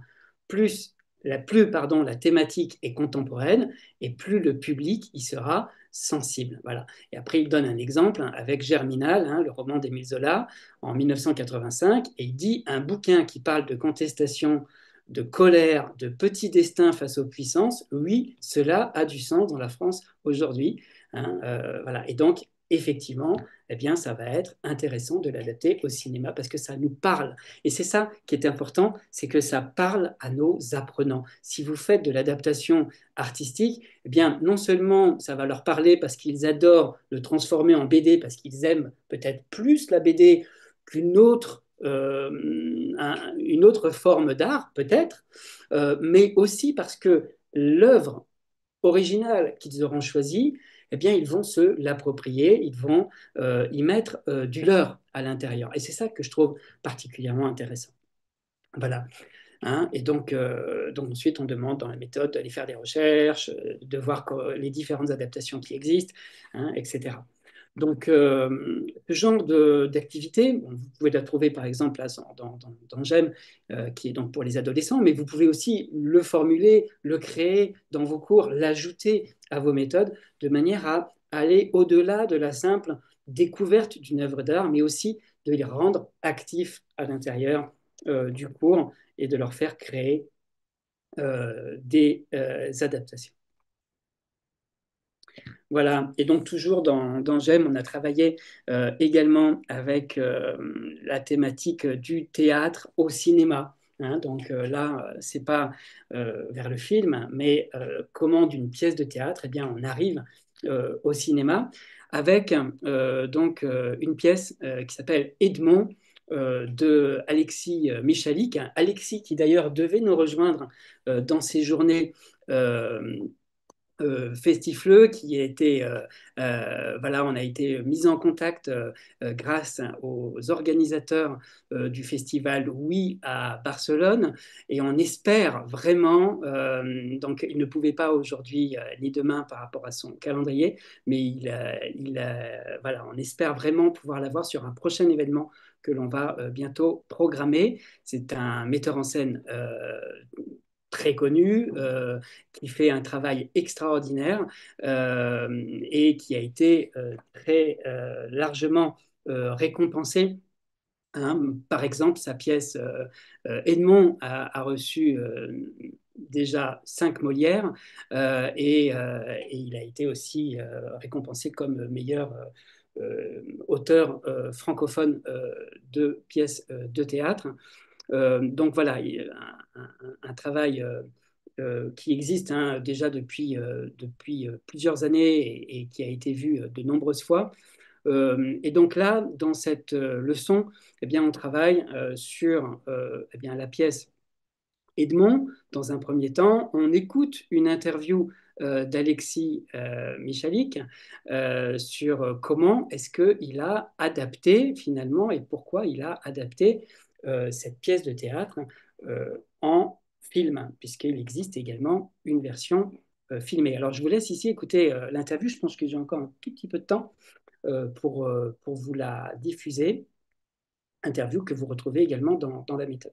500 000 spectateurs au théâtre et le phénomène Edmond n'est pas près de s'arrêter avec la sortie de cette super production sur l'histoire de la création de Cyrano de Bergerac par un auteur inconnu. Bonjour Alexis Michalik. Bonjour. Ce qui est rigolo, c'est que vous avez fait une pièce, mais qu'au départ vous aviez écrit un scénario, vous vouliez vraiment faire un film. Pourquoi ça s'est pas fait? Le sujet c'est le théâtre, il n'y a pas de star attachée au projet. T'es bien gentil Alexis, mais t'as rien réalisé jusqu'à maintenant. Et puis il y a eu la pièce, et en fait la pièce a connu un tel succès, et critique et public, qu'ils se sont dit bon allez, on va tenter le pari. Il écrit depuis longtemps, Rostand. Il a écrit déjà plusieurs pièces, mais ces pièces ont eu un succès, on va dire, mitigé. En une nuit, la nuit du 27 décembre 1897, il va passer de l'ombre à la lumière d'une manière éclatante. Vous avez une obsession, sur scène comme à l'écran, c'est le rythme. Le rire, il tient sur le rythme. La comédie, ça n'est que du rythme. Je voulais éviter de donner un côté théâtre filmé, un peu posé. Je voulais que ça bouge. Qu'est-ce que vous faites, Susan? Oh mon Dieu! Oh mon Dieu! Aussi virevoltant que ses œuvres, Alexis Michalik est tout à la fois comédien, auteur, metteur en scène et réalisateur. Un touche-à-tout hyperactif. Sarah est là? Sarah? Oui, chérie. Voilà, c'est intéressant d'ailleurs ce qu'il dit sur le fait de ne pas souhaiter faire du théâtre filmé, parce que adapter, ce n'est pas ça. Adapter, c'est prendre les codes, le langage cinématographique qui est totalement différent du langage théâtral. Par rapport au plan, par exemple, aux grands plans qui vont donner un focus sur les personnages et sur leurs émotions, alors qu'au théâtre, eh bien, on va travailler davantage, par exemple, sur l'illumination à ce niveau-là, pour pouvoir focaliser l'attention du public sur un acteur, un comédien en particulier. Donc, vous voyez, ce sont vraiment des techniques qui sont différentes et avec brio, parce que le film est également une grande réussite. Il a réussi cette adaptation et également en bande dessinée. Donc, vous retrouvez ici également la bande dessinée aux éditions Rue de Sèvres de Edmond. Donc, toujours la même histoire. Toujours la même histoire ici. Voilà, avec une tragicomédie, bien le titre. Hercule Savinien, Cyrano de Bergerac. Mon rôle, Cyrano. Très bien. Est-ce que et qui est-ce? Un poète, un breteur avec une laideur, voilà. Et puis après, il va y avoir donc toute cette histoire de cet auteur qui effectivement était très très, enfin finalement qui avait déjà pas mal de productions à son œuvre et qui était connu, mais qui tout d'un coup, toute sa carrière va changer, va évoluer avec l'écriture de Cyrano de Bergerac. Donc voilà, je vous invite vraiment d'ailleurs à découvrir la pièce de théâtre si vous ne l'avez pas vue et que vous allez en France. Il joue à Paris et puis toutes ces nouvelles pièces. Moi, j'ai vu Passeport. Donc au festival Oui à Barcelone. Il y a eu un très beau travail qui a été réalisé d'écriture avec l'Escuela Oficial de Idiomas, une école officielle de langue, en collaboration avec le festival, sur les textes de Alexis Michalik, et puis une rencontre qui a été faite aussi très très belle lors du festival. Voilà, donc tout ça, bien, ça ouvre des possibilités, ça ouvre de la créativité, des possibilités créatives, j'ai envie de dire plutôt, à mettre en place dans nos cours. Donc encore une fois, ne pas se limiter à la découverte d'une œuvre ou à l'analyse d'une œuvre, mais aller jusqu'à l'appropriation et la création pour que vos apprenants deviennent eux aussi actifs et artistes. Merci pour votre écoute. Et puis maintenant, eh bien, j'invite l'ensemble des participants eh bien, à réactiver leur micro, puisqu'on en est au moment et leur caméra également, des questions-réponses. Hein, voilà. Et donc Misbah qui est avec nous et qui a suivi donc toutes les questions sur le chat va pouvoir nous les transmettre pour qu'on puisse y répondre. Voilà, Misbah, est-ce que tu es avec nous? Oui, je suis là. Donc oui, on a eu quelques questions très intéressantes. Alors, quelques-unes ont déjà eu quelques réponses, donc Béatrix notamment. Donc, les participants étaient intéressés de savoir surtout euh, si tu avais des peintures. Donc, tu as déjà répondu, donc tu peins pas. Il n'y a pas beaucoup de peintures rurales, murales, mais tu en as quelques-unes. Donc, tu en as quelques-unes très intéressantes que tu as partagées. Je te laisse partager l'écran peut-être et les montrer rapidement, celles que tu as envoyées Ah, sur le chat peut-être. oui, alors si je partage mon écran, vous verrez le chat, oui. Il Donc me ça sera semble, non, Adrien? d'accord. Feu, feu, feu, feu. Ben non, je crois qu'on ne voit pas le Non, chat là. alors peut-être. Alors, je vais juste les télécharger rapidement. Hop là, donc juste pour les montrer quelques-unes. Donc, pour répondre aux autres questions, Béatrix a notamment une page Instagram, c'est bien ça, Béatrix? Oui, Instagram, Facebook et Blue Sky. Voilà, voilà. Alors Donc, je elle est très précise visible. d'ailleurs que voilà, on prononce BAX, mais ça s'écrit Ah, bien. B.AX. Voilà. Bon, Mais avec at Béax Montpellier, on me trouve, ou Béatrix Vincent, je pense qu'on me trouve assez facilement. Oui, pour voilà, en donc très revenir visible sur les réseaux. aux fresques murales, il y en a très peu parce que je ne me revendique pas du street art, mais effectivement, j'ai une fresque murale sur trois faces d'un transformateur à Bagneux, en région parisienne. Et puis un grand collage mural aussi sur un pan de mur en Franche-Comté. Mais enfin, c'est vraiment... D'accord, donc voilà, rapidement. Donc voilà, de très belles images. c'est ça, Hop ça là. c'est à Bagneux. Voilà, voilà, hop là. Ça, c'est un, un grand Excuse. tonneau de vin fait pour un domaine dans le sud de la France qui le décline ensuite en petits tonnelés de 3 litres de vin. C'est le Péchaud. Très bien. Ça, c'est une autre face voilà, du transformateur de Bagneux. Donc Ça, là c'est en aussi, je suis. Franche-Comté, voilà, c'est sur un pan de mur. Mais c'est quand même rare. Et ça, c'était une action qui s'appelle ArtStation à Montpellier, qui est inspirée de ArtStation à Paris, qui a eu lieu dans le métro parisien et qui, pendant une quinzaine, remplace la pub par de l'art. Voilà. Voilà, donc très intéressant. Merci beaucoup pour ces belles images. Donc normalement, on a répondu à toutes les questions concernant Béatrix. J'espère que je prononce bien. Oui. Alors, question intéressante pour Claudine. Donc, un certain Chagall, est-ce qu'il est un peintre naïf? Donc, Alors, Claudine, ah oui, ça oui. c'est une question très intéressante dans la mesure où il est inclassable. On a essayé de le mettre dans l'art naïf, dans l'art singulier. En fait, je pense que c'est un symboliste. Il fonctionnait énormément avec les symboles, mais en fait, il est inclassable. Il n'a été classé nulle part. Ah oui, Merci beaucoup. Alors, vous nous parliez à la fin, Claudine, d'une commande que vous avez eue d'un monsieur, alors à oui, deux âges différents pour sa femme. Donc, oui, oui, Marina vous demandait si vous aviez la référence du livre, enfin, oui. quelque chose que vous avez pu produire, une publication peut-être. Oui, donc c'est les éditions Le Livre d'Art à Paris qui ont publié ce livre. Donc c'est un livre à 300 exemplaires, dédicacé, signé, qui est sur mon site et voilà, tout est sur le site en fait, parce que c'est compliqué de montrer le livre comme ça. Oui, Euh, je vois. D'accord. oui, Donc voilà, Marina, je vous invite à visiter le site de Claudine pour vous renseigner un petit peu plus sur ce qu'elle a fait. Enfin, une question de Stéphanie. Donc, elle demande, alors je pense que c'est une question un petit peu globale pour tout le monde. Donc, comment est-ce qu'on peut exploiter ces idées en FLE? Donc, je pense que la question a été posée à Claudine, mais pourquoi pas aux autres intervenantes aussi. Alors, comment exploiter ces idées en FLE? Donc, Béatrix, vous avez donné un début de réponse avec l'écriture poétique, l'expression des émotions. Peut-être vous voulez développer un petit peu dessus? Oui, mais j'ai vu du lien, moi, entre toutes nos interventions, notamment celle d'Evelyne avec les calligrammes.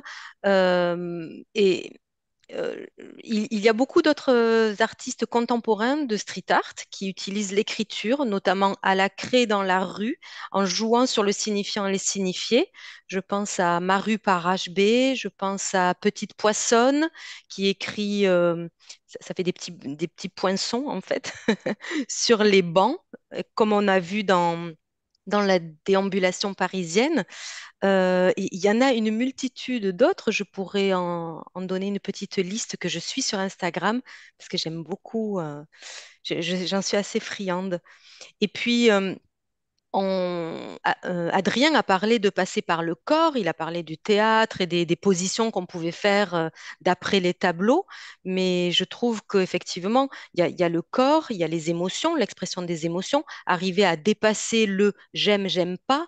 Et pour ça, on a toute une gamme très progressive de vocabulaire à engranger. Il y a notamment la roue de Plutchik sur les émotions qui peut être utilisée jusqu'à l'âge adulte, c'est-à-dire qu'on part des 5 émotions principales et on trouve sur Internet des espèces de patrons de prismes comme comme une sorte de diamant où à la surface, on a les 5 émotions principales et puis il y a un dégradé de couleurs dans la tranche, si vous voulez, de ce volume. Et on va passer, par exemple, pour ce qui est de la colère, d'une couleur très pâle qui va être la contrariété, jusqu'à une couleur très saturée qui va être la rage. Et il y a des mots à chaque fois pour exprimer cette gradation d'intensité. Donc, c'est un parfait terrain de jeu pour exprimer ses émotions. Merci Et beaucoup, l'émotion, Béatrix. peut-être exprimer l'émotion de la personne qui regarde le tableau, mais aussi l'émotion de la personne peinte dans le tableau. Ça peut être très intéressant aussi de travailler, toujours dans développer la créativité, l'imaginaire, d'imaginer le monologue intérieur de la personne, que ce soit par une bulle, que ce soit par un audio. Tu m'avais parlé, Béatrix, du logiciel ArtStep hein, Oui. pour faire des expositions. Et d'ailleurs, on l'a beaucoup utilisé en Ah formation oui. formateur depuis. Donc, super intéressant pour créer une exposition à 360 degrés Virtuel, oui. virtuelle. Et ce qui est formidable, c'est qu'on peut faire parler les apprenants devant chaque tableau. Donc en fait, ils créent leur exposition, il y a des canevas déjà préfaits. Ensuite, ils glissent leur tableau, ça peut être leur propre production ou des tableaux existants. Et puis, ils vont écrire quelque chose sur les murs de l'exposition ou sur le tableau associé au tableau et pouvoir parler. Et donc là, on travaille la production orale, la production écrite. Ça peut être pas mal pour utiliser la technologie. On en avait un petit peu parlé dans le dernier webinaire sur les arts et le patrimoine, je me rappelle. Ça peut être effectivement un lien. Et puis les parcours que Evelyne propose à Paris, le fait de circuler, de découvrir, d'aller à la rencontre, bien sûr c'est idéal de le faire en présentiel, mais on peut aussi utiliser Google Street View par exemple, Oui, tout à et fait. aller à la rencontre de street art par exemple. Oui. Parce on sait qu'à tel endroit, on va retrouver l'œuvre de Béax, à tel endroit, et on va donner des indications pour se diriger dans l'espace, pour retrouver, ça devient un jeu de piste pour aller à la découverte Oui. de l'art de la rue. Hein, tout à fait. Moi, je peux peut-être témoigner parce qu'il se trouve que très récemment, j'ai revu une des participantes à un festifleu d'il y a 2 ans, une italienne, une professeure italienne, au niveau collège, et qui est revenue à Paris avec son mari pour fêter un anniversaire et qui a repris un atelier qui s'est inscrit à une des balades InArts, donc en particulier, hein, puisqu'ils peuvent aussi, évidemment, on peut participer aux ateliers InArts à titre particulier et non pas uniquement dans le cadre du festifleu. Et elle m'a fait part en fait du fait qu'elle avait réexploité avec ses élèves certaines activités qu'on avait fait dans l'atelier. Alors évidemment, en les adaptant au niveau de leurs élèves, au niveau de ses élèves, mais que du coup, ça lui avait été, d'une part, elle avait adoré en tant que, à titre personnel, mais que ça lui avait été très utile également ensuite pour voilà, ajouter un petit peu d'authenticité dans son cours. Super, très Je, bien. je pensais aussi à un autre lien parce que tu as cité, Adrien, plusieurs fois le hors-champ. Mhm, Et parce que en fait, je suis conseillère pédagogique, donc institutrice à la base, et puis je suis devenue formatrice d'enseignants. Et je me souviens d'un petit livre qui s'appelle Les petites histoires de l'art, mhm, où par exemple on a la chambre de Van Gogh, et il faut imaginer ce qui s'est passé avant. Donc la chambre de Van Gogh, je ne sais pas si vous imaginez, si vous la revoyez mentalement, elle est très bien rangée. Et on voit les deux étapes d'avant où c'est la mère de Vincent Van Gogh qui envoie un SMS qui dit «J'arrive dans 5 minutes». Et là, on voyait une chambre d'accord. complètement, c'était le chaos, la chaise était renversée, le linge était sur le lit, etc. Et hop, hop, hop, vite, vite, vite, il range et on en arrive à la chambre de Van Gogh. Il y avait Mhm. la même chose sur le cri de Edward Munch, Et où pourquoi? voilà, il est sur le pont avec une jolie chevelure, il y a un coup de vent, et en fait, c'est une perruque qui s'envole, et là, on le voit horrifié et chauve dans Mhm. la dernière image qu'on connaît. Très bien, super. Hein, voilà. Merci beaucoup. Donc, Alors, voilà, juste une des toute petites dernière histoires question. de l'art, Pardon, hein, à noter. pardon, une toute dernière question. Merci Adrien, merci Béatrix pour ces précisions. Une dernière question pour Sleiman. Donc, j'espère que je prononce pas mal. Concernant ta BD, beaucoup de gens l'ont apprécié jusqu'au point de se demander si c'était des peintures, des photos créées par l'IA. Est-ce que tu peux juste nous en dire plus? Slimane? Oui. Oui, c'est des photos créées par l'IA en assistance avec le frère de mon collègue qui est un designer graphique. Et on s'est aidé de pas mal de peintures et de dessins qui sont faits dans la vraie vie par des aliens. Euh, et même les personnages, on a pris quelques traits caractéristiques de vrais BD. Je me souviens plus lesquels. Super.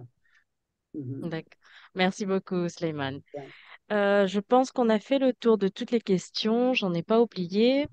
Alors, une réponse juste pour Marina qui demandait s'il y avait un exemple de carnet. Elle le demandait à Evelyne.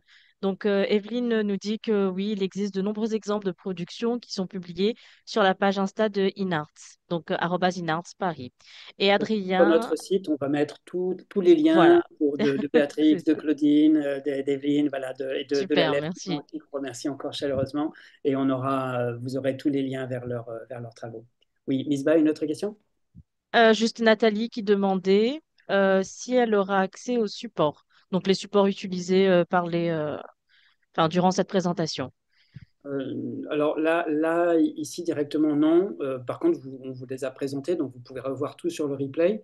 Euh, Voilà, et voilà.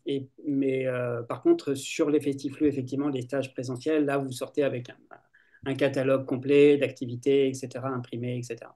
Mais là, non, on est sur un format webinaire, donc puis ça appartient à chacun, donc ça serait plus compliqué. Voilà. Très bien. Ben, ce écoutez, sera tout. merci. Un grand merci, Misbah, pour ta présence et Donc, participation sur le chat. Un très grand merci à toutes et à tous pour avoir participé, voilà, vous être intéressés et avoir posé autant de questions. Ça fait très plaisir. Encore une fois, un grand merci à Slimane. On va commencer. Alors, Slimane, merci vraiment beaucoup pour ta participation, ta présence. Voilà, bravo à l'ensemble, aux 4 autres artistes qui ont participé au projet. Un grand merci à l'ALEF du Liban, avec qui on travaille depuis de nombreuses années voilà, pour la présence. Et voilà, c'est toujours une grande joie de vous retrouver. Claudine, voilà, encore une fois, merci beaucoup pour avoir été là et pour nous avoir partagé votre passion, votre expertise et connaître mieux vos tableaux. Béatrix, également, c'était un grand plaisir de te retrouver. et Evelyne pour nos séjours et parcours. Voilà, on a bien voyagé dans le monde de l'art et à Paris. Donc, encore une fois, un grand, grand, grand merci à toutes et à tous. Et puis, à demain, on se retrouve sur le slam, la chanson et la poésie à 15 heures, heure de France. Il y aura Mathieu Lippé, qui est un slameur québécois fantastique, qui est là. On a aussi des chanteurs de Malaisie, de Thaïlande, des Philippines, euh, également du Liban qui seront présents. Anna Léon sera là aussi pour parler de corps et gestualité. Donc voilà, on se retrouve à 15 heures, c'est notre prochain rendez-vous. Et le soir, à 18 heures, sur le théâtre, avec une comédienne marocaine, Amal Ayouch, du conte également, enfin beaucoup de choses. Donc ça ne fait que commencer. Je vous dis merci beaucoup et bonne soirée. Merci. Bonne soirée et Merci. merci. Merci beaucoup pour Au vous revoir, tous. merci. Un grand merci. Au revoir. Au revoir. Au revoir. Bonne soirée, merci. Voilà, la diffusion en ligne est terminée. Donc,